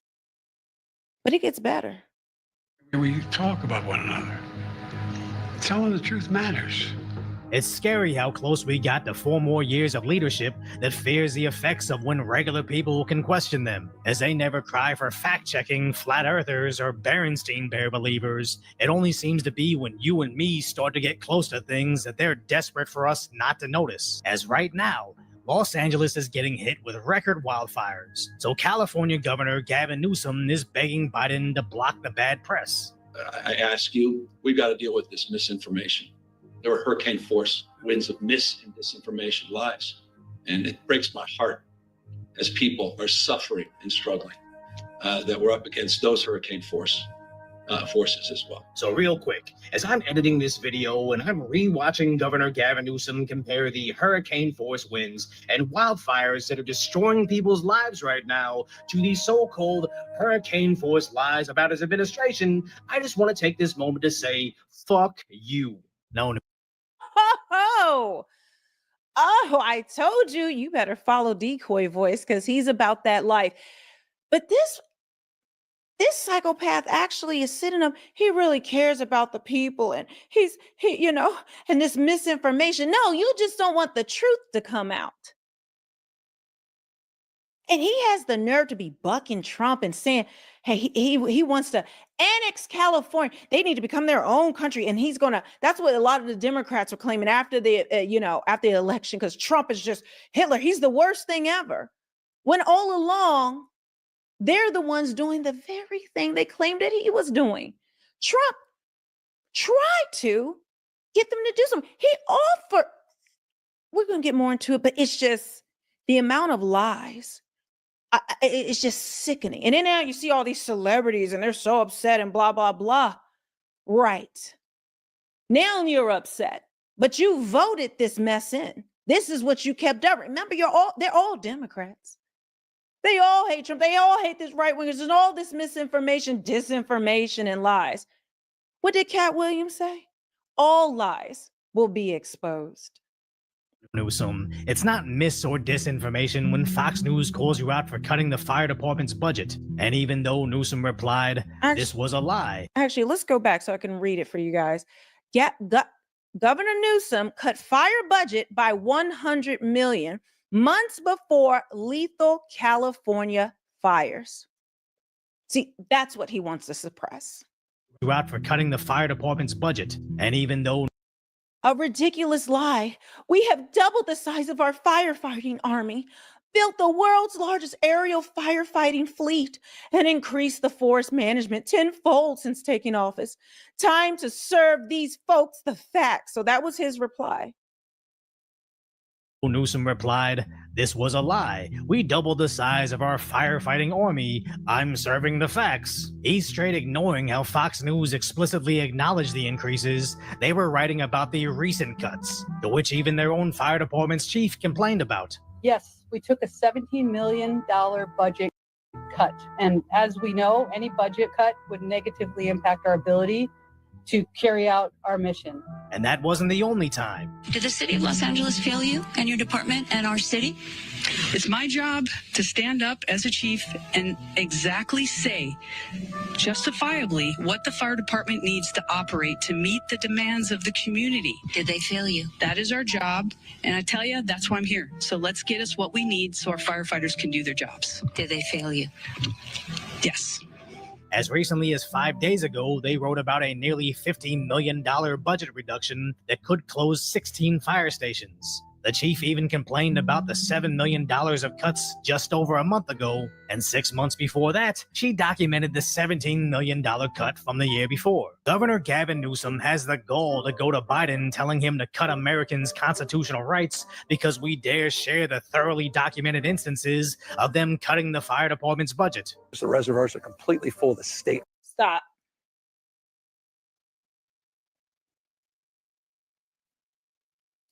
I didn't pay attention to this clip. So I was on X, and Devery Darkins, who is, he's doing really well here on YouTube, but I follow him on X, and he pointed out that he's like, am I crazy or is this a green screen?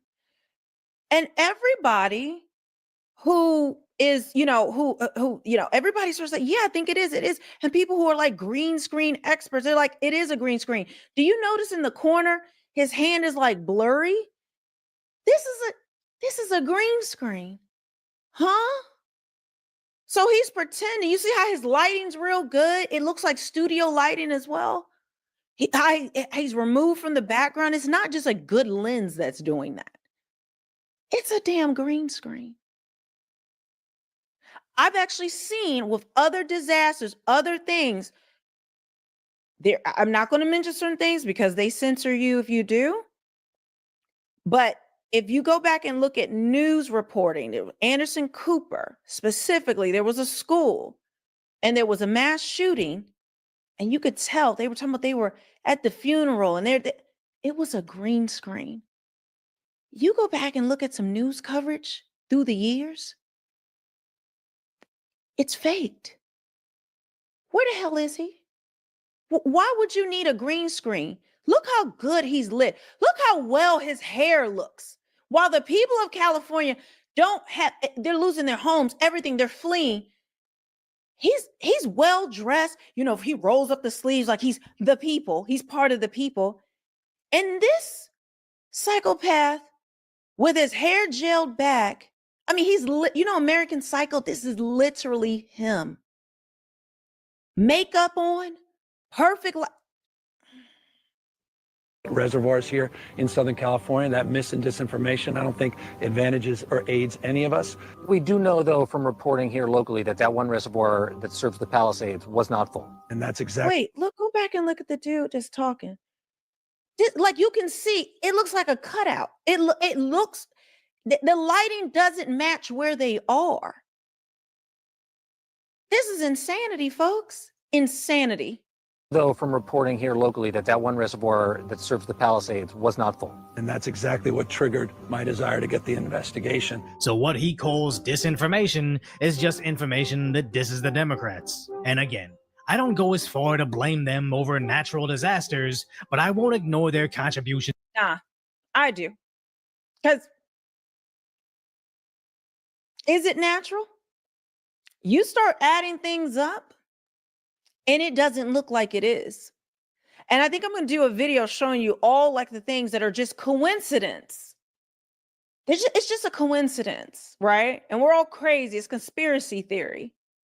But there's just too much that's adding up. It makes no sense at all. Even the way the fires burn. I mean, they left. It wasn't just burning down. There were trees still left. There were people even under my post, and I've seen other people like, I've been a fire expert for 30 years. I've never seen anything like this. The way these homes burnt down, the way the trees and certain things are still okay. Something is going on. to the carnage. And even though they claim to not want to make this tragedy political, his party leaders rushed to the internet to fundraise off of the disaster, as the Twitter community notes correctly call them out for linking a Democrat platform that takes 3.95% of all transactions, but also pointing out how their link also gives money to United Way. You know, the same United Way that has a long history of CEOs stealing money. The same United Way that took in $21 million of contributions, but somehow paid out $22 million to themselves, as several of their scumbag leaders collect over $200,000 salaries, with their CEO close to $1 million. And I don't want to get too distracted by United Way. I just have personal bad experiences with that specific so-called charity during my college years. And the fact that the Democrats are using a mass tragedy that they contributed to as a way to pay some of those salaries enrages me. But back to the main point of Meta and Mark Zuckerberg pretending. So are you getting it?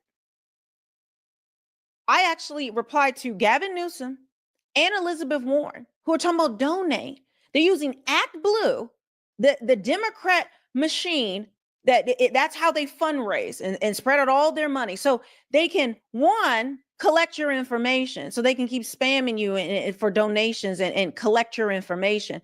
But two, they skim off the top. And you think they're not getting kickbacks? So they're both, they are actually, instead of putting the direct links, right, to the organizations, which, like he talked about, let's get into these organizations. But instead of directly donating, why would you need to go through ActBlue, Elizabeth Warren, Pocahontas? Why does it need to go through ActBlue, Gavin Newsom?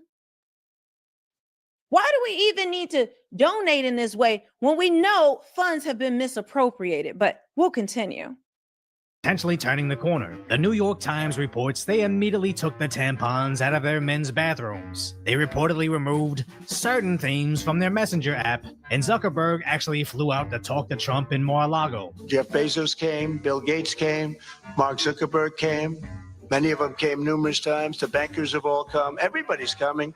Now, I don't know exactly what happened there, but I am glad they're doing it, as that's just a long list of people that actively worked.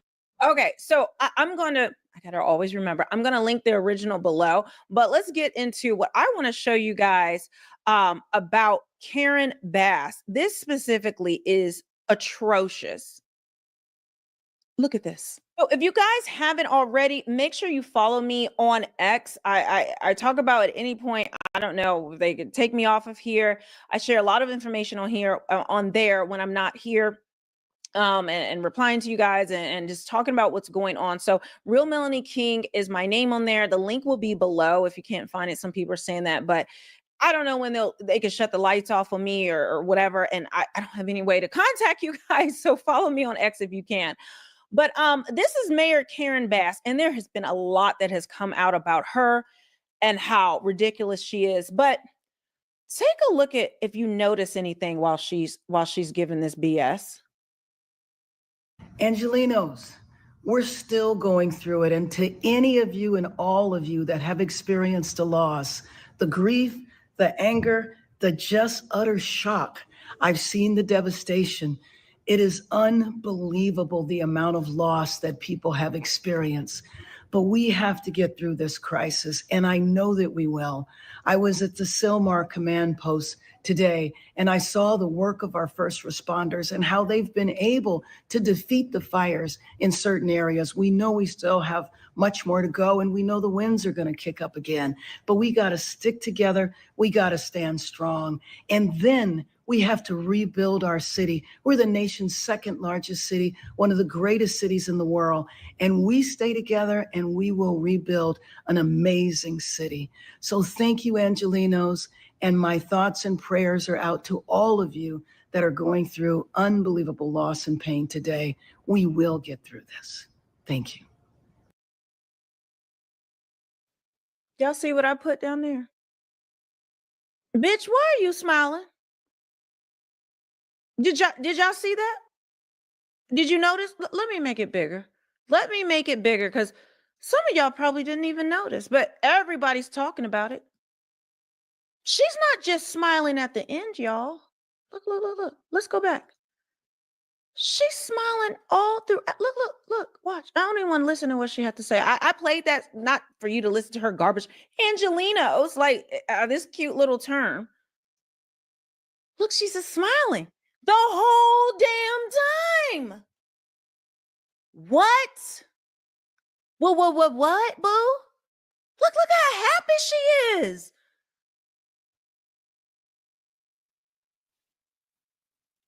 She looks like the Joker. I mean, every comment is talking about, is she insane? She is happy about what's going on. And if you've been following how just the corrupt she is, she was off on her sabbatical in Africa somewhere. I mean, it's just next level. Let me show you what I posted. I posted that, and then I also went in on her. Let me see. It's gonna have both of mine. Hold on. Where's my other one? Oh, did they take it down? Hold on. Let me find it. Oh, I know she didn't. Maybe, you know what? I'm gonna have to put it on mine. Did she delete it? Wait. Where's my other one? Because usually if you post, I put 2 posts on here. It's missing now. Ooh, child. Hold on, y'all. We need to see something. Give me a second. Okay, I found it. I also did the same post, but this is what I said. She can't even hide her smile and joy. There is something psychopaths do called duper's delight. It's an involuntary smile when they are flooded with happiness after inflicting pain on others. Look at this. Look, the entire time. She can't even help herself. What is there to smile about? Makes you wonder, because she's talking about they need to rebuild. They're talking about rebuilding because they have this smart city that they're supposed to be doing for 2028. They needed to get it out, get people out the way. They needed that land. They need to get things gone. The Olympics will be there in 2028, and they've got to show out for the Angelinos. What? Who responds like this on top of all of the other inadequacies? And I mean, this woman is, and I hate, you know what? A lot of people say, oh, she's dumb, blah, blah, blah. These people are not dumb. They know exactly what they're doing. They're letting California, LA burn to the ground because they got to make room for the new. I did previously in the other video about how they have stopped the water supply, how these billionaires, these 2 billionaires that own these farms that are, they own most of the water that was the taxpayers paid for water reservoirs, but then it was given to these billionaires. And now the people of LA, the people of California have to pay for their own water. It belongs to them. Now they've got to buy it back from these billionaires. And it all started with Dianne Feinstein and now Adam Schiff, who was in her place.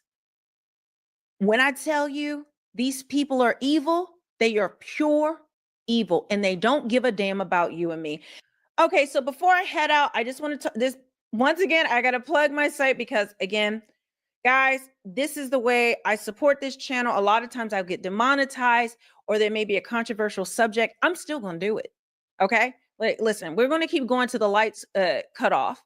But one way that you can help support my channel here outside of YouTube and watching the video, which I thank you guys for, is supporting me on my merch shop, realmelanieking.com. I have a lot of cool things, a lot of new things that I've brought in. I've talked about it so much for you guys, but I just want to show you. I mostly have mugs. I have t-shirts. I have hats. I have hoodies.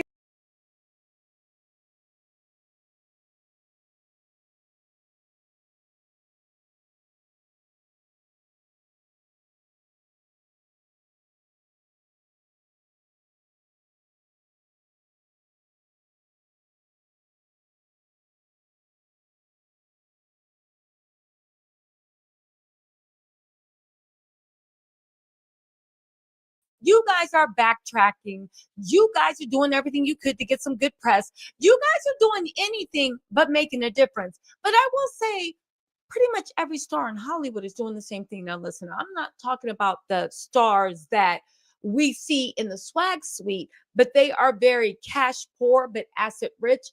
That's fine. And we're not talking about people that are just rich, okay? Because honestly, $1 million, 10 million, you have all your equity in your home, the home burns down, I get it. We're talking about the wealthy. We're talking about the people that have been playing in our face since the pandemic, letting us know they can rent out private islands, they're starting private equity funds, and now, but also want to be known as social warriors justice.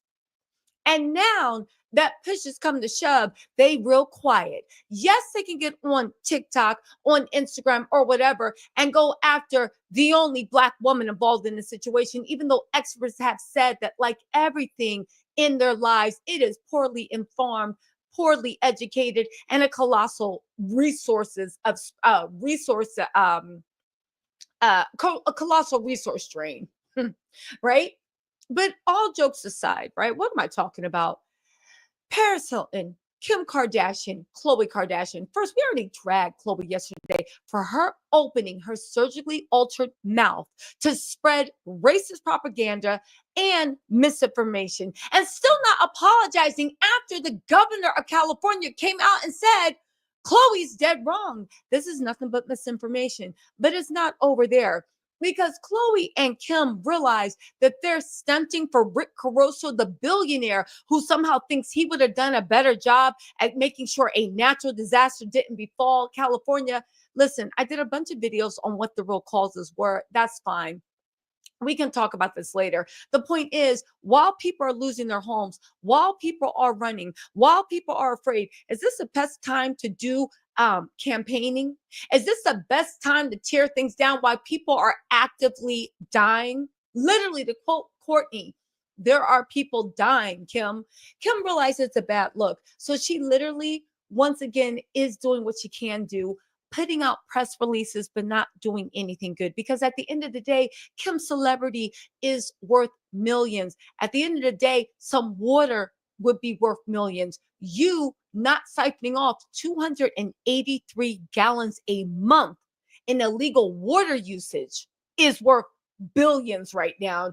Khloe not siphoning off 101 gallons in royal water usage is worth billions right now.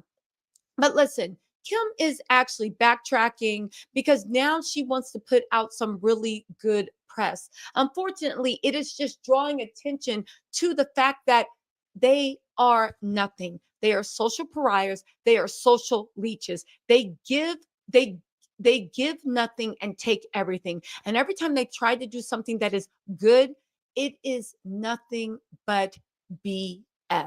By the way, if anybody is looking for how they can help, what they can do, the 100%ers and Music Cares are doing some great things. There's a lot of great charities going. If you would want to get involved, if you do want to donate, the link is going to be in the bio.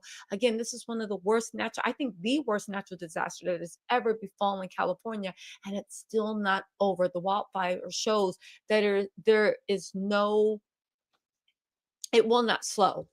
Fire hydrants, even though people are screaming that fire hydrants are empty, fire hydrants cannot be used to battle wildfire. This is something the flame retardant fire inhibitors. This is something, sound cannons. This is something that even getting seawater and dumping it. You need money, you need resources, and you need them quickly. This is a time for all these billionaires that want to get praised every other day. This is time for them to put their money where their mouth is and save this state they say they love so much. Kim is giving mouth work, right? Kim is doing PR control after her and Khloe's political posts got that backlash. What is the PR? Well, look at this, okay? We're going to talk about Paris Hilton in a second, too, because she deserves to be talked about. Kim Kardashian calls for incarcerated firefighters to receive higher pay amid LA fires. They get paid almost nothing. This is all you can do with your billions. This is all you can do with leeching off society.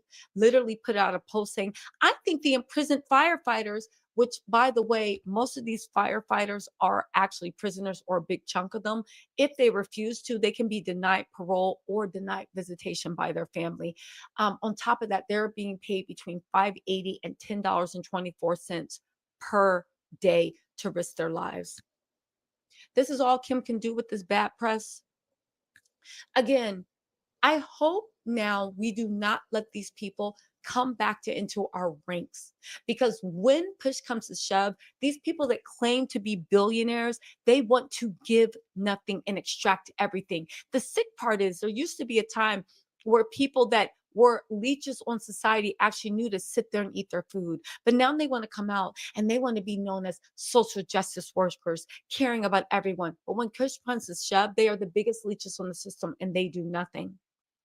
They said Kim has called on California Governor Gavin Newsom to increase the pay of incarcerated firefighters battling devastating fires.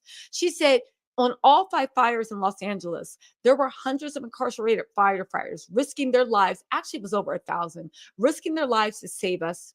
They are on the Palisades Fire and Eaton Fire in Pasadena working 24-hour shifts. They get paid almost nothing, risk their lives, and some have died to prove to the community that they have changed and are now first responders. I see them as heroes. Kim, shut your dumb ass up. I see you as a grifter who will never give anything substantial to anything of charity. Even these charities they do at Christmas, the gag is it's all with their corporate sponsors. They are leeches. Where's this church they pay millions to? Why isn't the church giving anything out? Has the church opened their doors? Are they helping with the community? Are they doing anything except for posting racist propaganda? Khloe Kardashian, we talking to you? Again, but Kim, learn from the best. Look at Paris Hilton. Remember when Maui was on fire and the people of Maui were begging, please don't pull resources. Please don't visit the island right now. Do not, we need the resources. We need the water. We need this. Don't. And Paris Hilton posted herself frolicking at a Maui resort, I think the Four Seasons or the Hilton Maui, 30 minutes away from where the fires were, where people were dying, screaming, literally fighting for resources. She sucked resources and went to a thing saying, oh my God, like, what's the big deal? We vacationed. You didn't want to cancel your family vacation. And 30 minutes from where you were frolicking and stealing resources in the pool, there were people dying, fighting for their lives. And you literally did the same thing Kim did. You thought by posting 2 things on your stories, you guys, if you want to know how to help, this is the Maui Relief Fund, a millionaire from a billionaire family. You guys, if you want to know, these are the local shelters you can go to while you frolicked. You're the same person now crying. And you understand now because your mansion got burnt down in the California wildfires, how hopeless you feel, how alone you feel, how utterly just desolate you feel. And now you understood what those people, a fraction, because you have the money to rebuild, a fraction of what the locals in Maui felt when they lost everything and you were frolicking in their faces, stealing resources and water so these pools could stay open, so the rich and their holidays wouldn't be disturbed. Now you understand a fraction, and now you want empathy. Now you want sympathy. Now you're posting, I look at my life and the devastation. Shut up. I think America has had enough. The response to this has been sickening. Even the way you see People magazine, instead of telling the stories of real people, what are you saying? Oh, this is a list of celebrities affected by the LA fires. You really think that we are so devoid of compassion, so devoid of humanity, that in the worst crisis in California, people want to pick up and not see the stories of real people, real this, real that, of the celebrities? You guys, America has jumped the shark. We have jumped the shark. Kim went on to say, the incarcerated firefighters have been paid $1 an hour to risk their lives. And this pay has been the same since 1984. It has never been raised with inflation. It's never been raised when fires got worse and many died. This year, there was an agreement to raise the incarcerated firefighter pay to $5 an hour, but it got shut down last minute.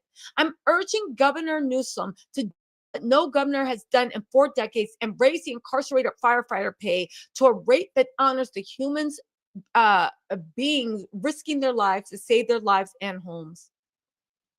Now, let me just say this, right? Kim paid for this to be in page 6, okay? And it really sickens me that she would even do this. First of all, why are you demanding the governor do anything during one of the worst natural disasters? You know he can't stop. You know they can't do legislation. This is all chatter. But more importantly, you are a billionaire. Why don't you do something?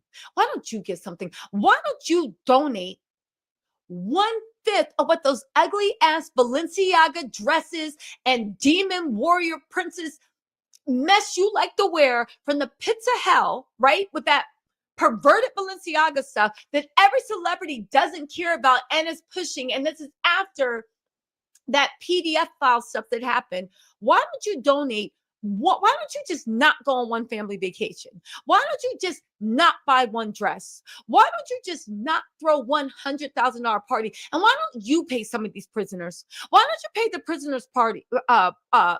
The prisoners' families. Why don't you say, because you're a billionaire, right? With a company worth $4.5 billion, why don't you say, I will put $50,000 to each firefighter's family that lost their lives? Why don't you do anything except for paying for Page 6 to run a fluff article so we can turn a blind eye to how dumb, ditzy, and just parasitic you and your funny face sister are? You guys, this was beyond insulting. We don't need more talk. We don't need more fluff articles. We need action. And now that everything's out in the open and everybody's running for their lives, we see the true leeches to society still leeching. Again, this is all my opinion. Y'all can keep being fans. Y'all can do whatever. Again, I don't care. I'm just giving you my opinion. Anyway, let me know what you think in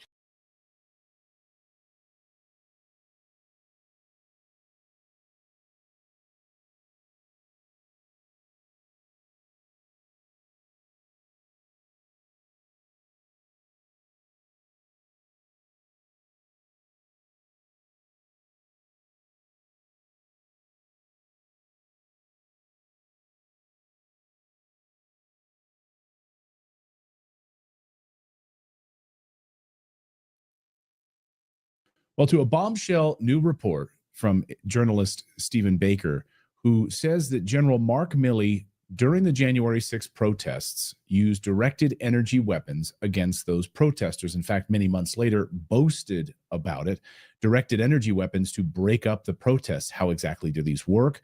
This is a stunning admission. And Steve has been working on this report for, I believe, 2 years of journalism to get to the bottom of this. And Steve Baker from Blaze Media joins us now. Steve, welcome back to the show. Great to see you. Good to be here. Thanks for having me back. My pleasure. This is a stunning report. And when I saw you first posting about this, I was shocked. Can you just walk me through the pieces of this and how these directed energy weapons were deployed against these protesters? Well, here's what we don't know. Let me start there.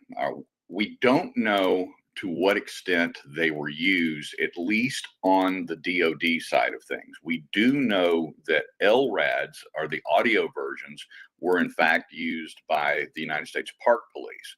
So this is where it gets so confusing, Clayton, is because there's so many distinctions between these types of weapons. What we do know is that Mark Milley was in fact in a meeting, this was just this past fall in 2024, with about 20 other active duty officers, one of them being our source for this story, in which he was either bragging or just mentioning in casual discussion, whatever the case may be, that they had authorized or signed off on the use of both, as he said, heat and sound weapons to be used at Lafayette Square Park on June 1st, 2020.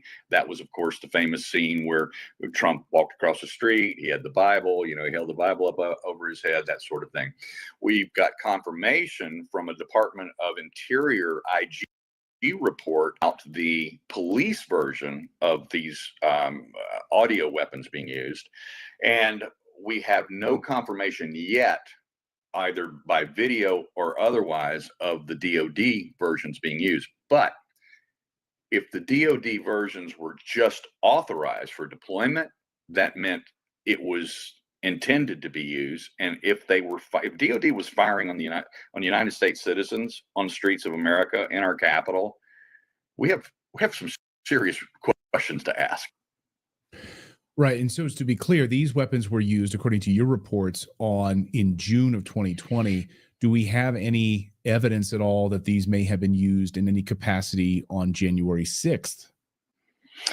Part 2 of our story is going to address that. I don't mind going ahead and telling you right now that we are going to provide evidence of the same type of system that was used by United States Park Police was in fact used on January 6th. We have the video evidence of that, and we'll be presenting that. Wow. Well, that's unbelievable. And so let's talk about some of these heated weapons here, because I have to say, when I read your report, I kind of got up in the middle of the night and I kind of had a moment, because 11 years ago, when I worked at Fox News, we covered a report about these new DoD directed energy weapons that were being developed. And they invited the press to kind of come and test them out. And my colleague at the time, Peter Ducey, got to try these out. And he talked about how incredibly unpleasant they were. I just want to roll this tape from 11 years ago. Forgive how young I look. Watch. The U.S. military revealing its brand new crowd control instrument that could also protect U.S. ships from pirates, the very intrepid. Peter Ducey volunteering to test this thing out, Allie. And no, he was not the guy doing the shooting. He was actually shot at, and Peter's going to tell us what it felt like and show us that moment. Peter, take it away. Allison, I'll tell you first that I learned this week firsthand, non-lethal also means not pleasant. Look at this. You can't see it, hear it, or smell it, but it makes unruly mobs do this. So is that the same thing we're talking about here, Steve? No, there's actually 3 different types of these directed energy weapons that we are going to be revealing through this series on that topic at the Blaze. The first type is the type that the very young Peter Ducey introduced right there. Now, there are actually YouTube videos going back decades of DoD actually showing videos of these being used, even Congress members allowing those to be demonstrated upon them. And the same exact reaction that Peter had in that video, they had as well. So these are pulse RF frequency microwave energy bursts that are delivered for just a couple of quick seconds. It heats up the outer layer of your skin. It gets very hot, very uncomfortable, very quickly. They can be used in battlefield situations. They can be used for riot control. We have seen those used in various locations around the country over the years. Now, the audio versions are not quite as painful in that manner, but they're so intense and so loud, and the right frequencies are being used that creates literal pain in your head and in your eardrums, and it creates the same effect. It creates confusion, pain, and ostensibly, and the intent is for the riotous behavior, those behaving riotously, they are forced to run the opposite direction.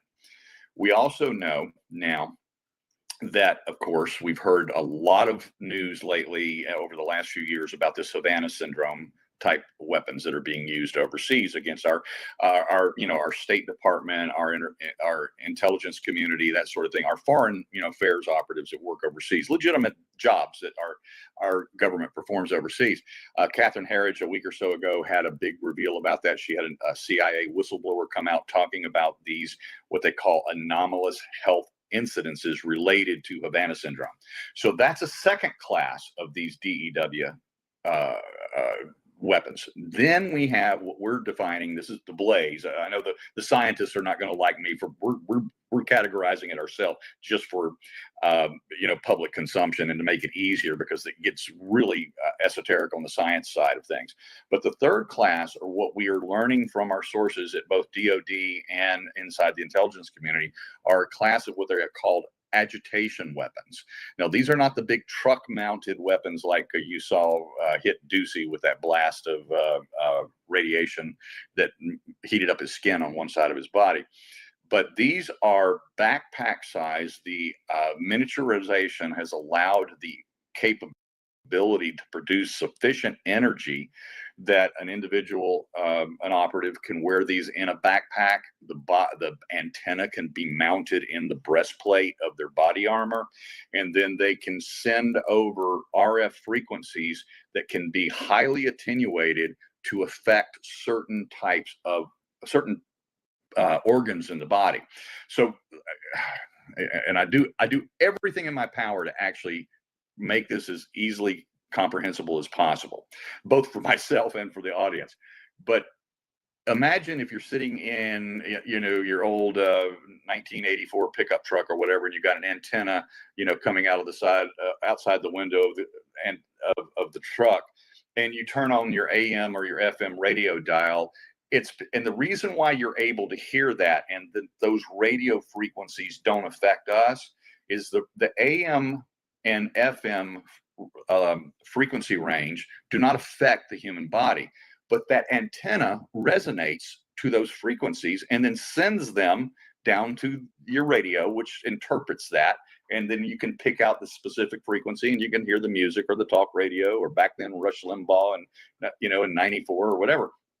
And so that is what radio frequencies do. What scientists have discovered, particularly in the Defense Department, not only our own, but also overseas, this technology actually began in the Soviet Union. They were tip of the spear. They were on the front line of this, going all the way back to the 50s. They were working on what's called psychotronic weapons. Psychotronic, not psychotropic, psychotronic weapons. These were radio and or audio weapons that would identify what organs in our body responded to certain radio frequencies. And then it was the matter of delivering that. So this is where we get into Havana syndrome as well. That's why these people that have been subjected to and have developed these AHIs, or anomalous health incidences, have long-term damage, either confusion, memory loss. Some of them cannot even remember being in State Department service anymore. They don't even recall their time in service. These are being directed at our best and our brightest. They're not being directed at the diplomat corps necessarily. When I say the diplomat corps, I'm not talking about the ambassadors. The ambassadors are political appointees. They're not the people who get the job done. These weapons are being directed at the people who actually do work overseas, do the good work overseas, and that they need to be taken out. And so now we're getting into the agitation weapons, which are the smaller miniaturized version, which have been developed for both battlefield and also for close quarter urban conflict, riots, where they can actually create behaviors in individuals by attenuating a very, very tight and certain frequency range that can make your heart resonate. They can stop heartbeats. They can resonate with the lungs at a different attenuation. They can make you have trouble breathing. And the really frightening part is, well, not that stopping your heart isn't pretty frightening, but also they can actually make the different folds of your brain at different frequencies, different folds resonate at different attenuation of this particular frequency range, and can cause confusion, agitation, violence, and hearing voices in your head.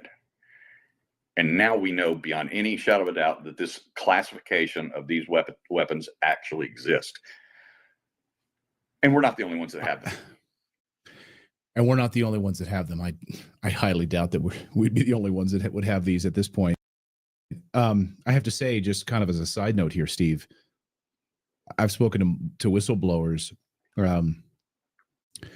who have told me they were about to come forward. These are separate whistleblowers at separate parts of the country. They were about to come forward on a specific issue, and almost at the same time, they were hit with some crazy affliction.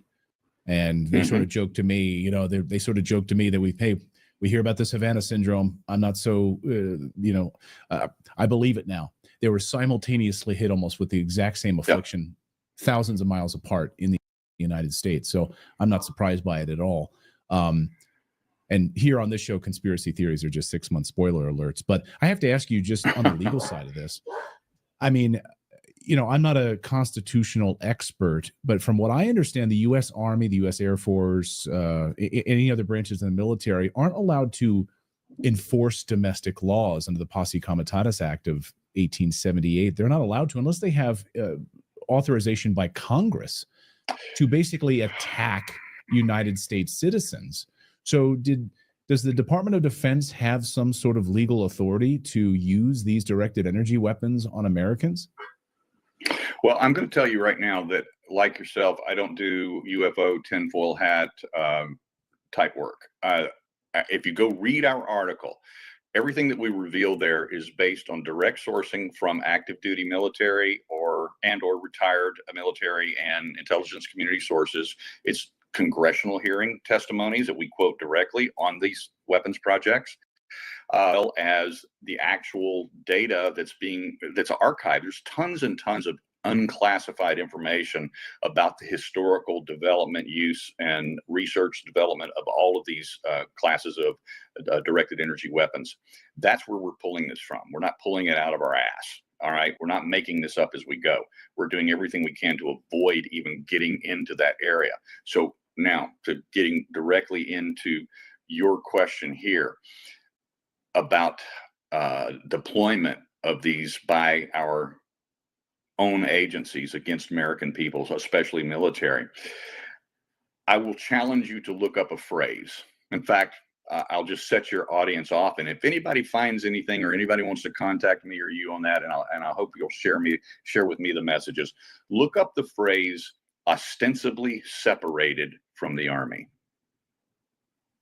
This is a active duty, well-known phraseology in not only our intelligence community, but also in our special operations, particularly the more dark side of our special operation forces, in which they are working under either an MOU, a memorandum of understanding of the CIA in foreign activities, or with the FBI in domestic activities, in which they are ostensibly separated from the Army, or they become temporarily and ostensibly separated.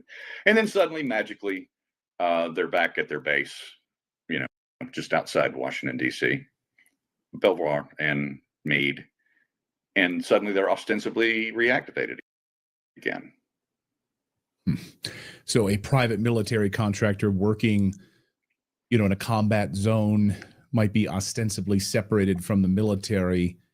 It operates independently, but then gets absorbed back into the military, so they don't have to abide by the Constitution, essentially. Yeah, they've learned how to do this in foreign actions and activities where we're not supposed to be anyway. I mean, we don't have legal right to be operating in this particular hot spot or zone or whatever it is that our IC community and our special operatives are working in from the DoD.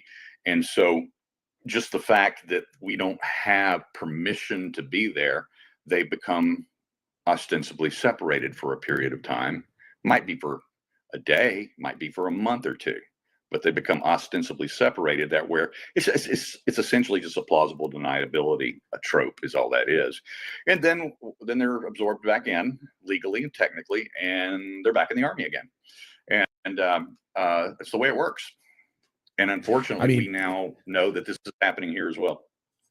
I was going to say, I could understand them trying to pull this off in the Congo, but Lafayette Square and on the mall at Capitol Hill is maybe not going to fly with members of Congress. Have you spoken to any, you can tell me, or you can not tell me on the record or not, have you spoken to any members of Congress about this, whether or not they plan to hold any kind of investigation?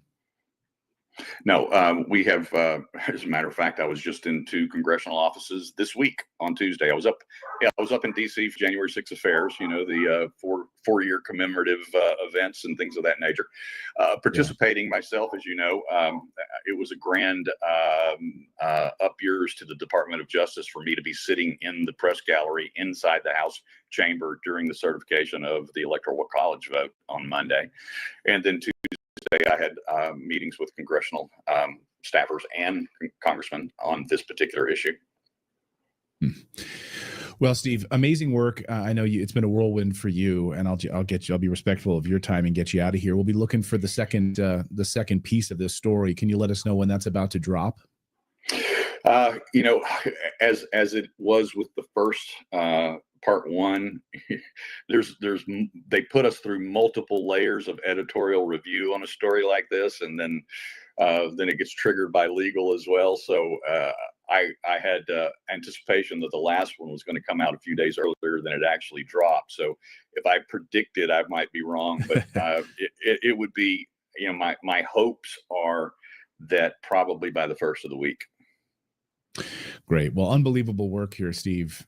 Thank you for this, and thanks for the great journalism as always. We appreciate it. Thanks, Clayton.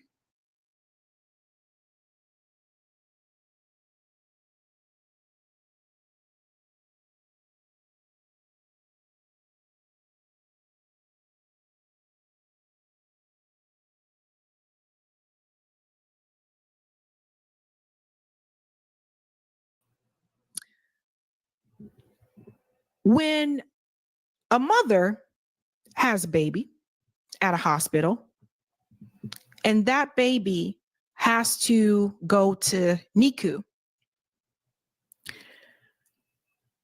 I can imagine, having friends that have gone through this, that the mother and the father are constantly hoping that their baby is going to be okay, that their baby is going to, you know, become healthier.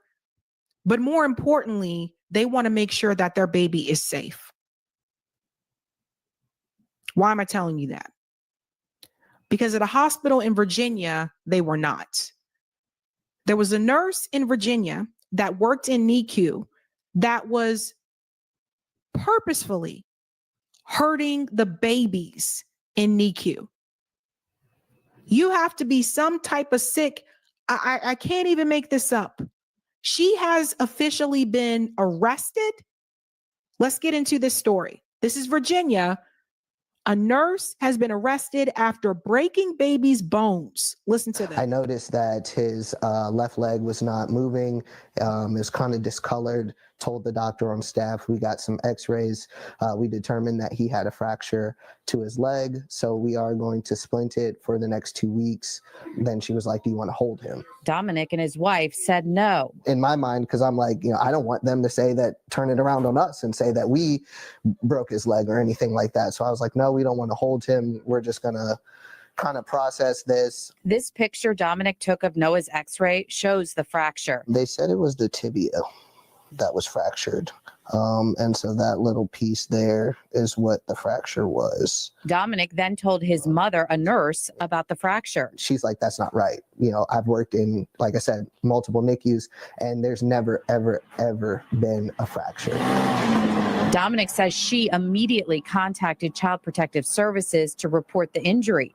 Meanwhile, Dominic says hospital leadership seemed to suggest the injury was accidental. That's what they told us. What did they say? That it could have been done because an injection was given and maybe they did it too hard and that caused the fracture.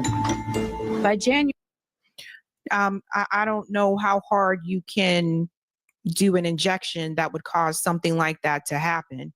But I will say this, there are cameras all over the hospital. Now, the parents were already complaining. Why did it take so long for the hospital to catch this woman? These babies in NICU, remember, these are babies that there's something wrong with them medically enough that they are not able to go home with the mother when the mother leaves the hospital. And it can be all different things, right? So if you're a parent, you are trusting that the nurses that are in the NICU, that they are going to take care of your baby because you can't bring the baby home. This is why some people, and I see why some people don't like hospitals. Henrico police and a prosecutor had reached out to the couple as part of their investigation. And in September, they received this letter from Henrico's Department of Social Services. Following a thorough Child Protective Services investigation, this agency has determined the disposition of this report to be founded level 1 for physical abuse of Noah by an employee of the Henrico Doctors Hospital NICU. Level 1 is the most serious level of child abuse or neglect in Virginia. It was intentional, it was child abuse, it was the most severe level that it can be, and that kind of like definitely opened our eyes to it, because nobody had ever said that before. Nobody had ever said, this is child abuse, this was intentional. When you find out you have kids, you do everything to protect them. You kind of vow that, especially as a father and my son, I vow to protect them and do everything, and I'm helpless. Dominic says it wasn't until October of this year that police told them other NICU babies experienced similar injuries around the same time. But they said they couldn't figure out who hurt the babies. They basically said, like, we couldn't find evidence of who did this. Correct. Pause for a second. Now they can't find evidence of who did it. Again, there's hospitals all throughout, or cameras all throughout the hospital. What do you mean you can't find? The baby was a NICU. Start there. Start there. And there were multiple babies that also were abused at the same time. Start there. Go through the list of nurses that work in NICU. I mean, this is something that could have been stopped immediately and could have prevented other babies from being injured.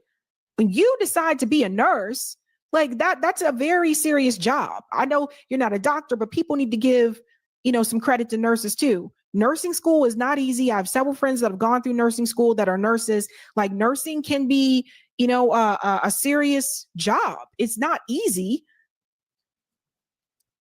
But I mean, like, what are you talking about? You could have started right there. How did that feel? Angry. It's my baby boy. and I feel like I've done nothing to protect him, and that hurts. And it's pissed me off. Still, Dominic and his wife were so busy caring for the twins that they accepted those findings and the hospital's word that they had instituted preventative measures like cameras in the NICU and more training to ensure this never happened again. That is until Thursday, when a friend sent them our story about Henrico Doctors Hospital pausing admissions to the NICU after 3 more babies were found with unexplainable fractures in late November and December of this year. 3 more babies after that. Couldn't believe it. Instant anger, instant tears, because it's not supposed to happen again. It wasn't supposed to happen in the first place. We will leave no stone unturned. Henrico County's top prosecutor letting reporters know her office will continue to work very aggressively into the investigation into Henrico Doctors Hospital's neonatal intensive care unit. In less than 2 weeks, 1 woman has been charged and arrested, 26-year-old Erin Elizabeth Ann Strotman of Chesterfield County, who was denied bond by a judge Friday afternoon.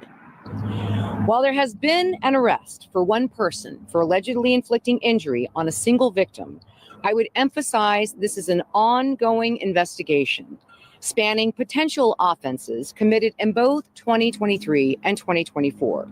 The ongoing investigation centered around 7 babies in total. The hospital alerting the community online that 4 babies had, quote, unexplainable fractures in 2024, similar to an incident in 2023. Strotman now facing charges for 1 child out of the 7. We will pause for a second. Sue the hospital.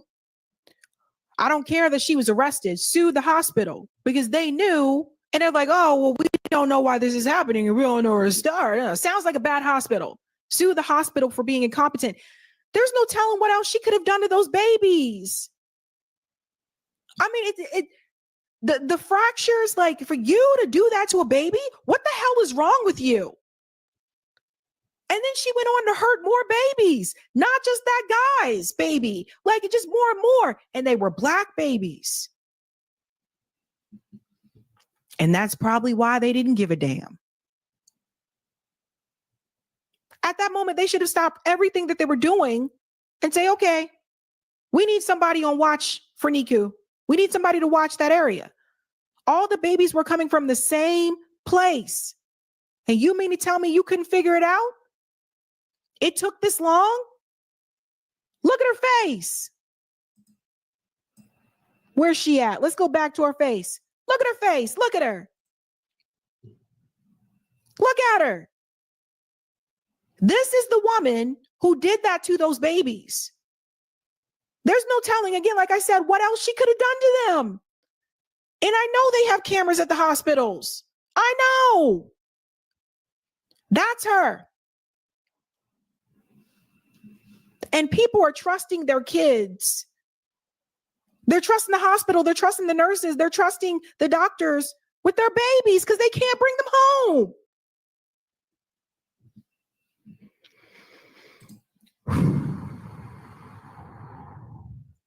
This one really got me riled up, you guys. It's Henrico Doctors Hospital, by the way, for those who are wondering if you live in Virginia. Administrative leave by the hospital for a year after the 2023 cases of NICU abuse came to light, and then was allowed to return in late 2024.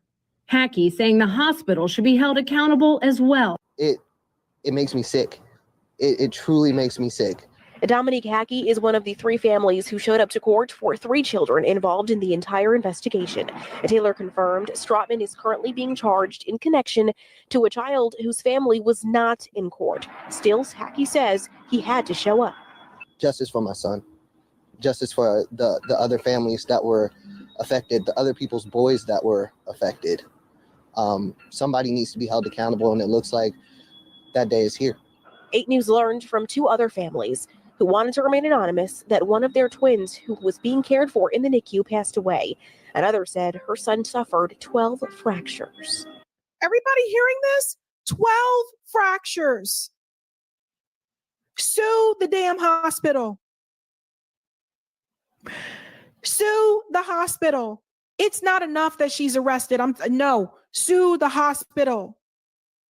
Like, this is right. Brenda said, OMG, this is horrible. Absolutely. This is insane. You can't trust these people. Now you see why some people don't trust hospitals. Some people say, nope, I want to go to the hospital, or I don't want to stay the night in the hospital. Like, this is crazy.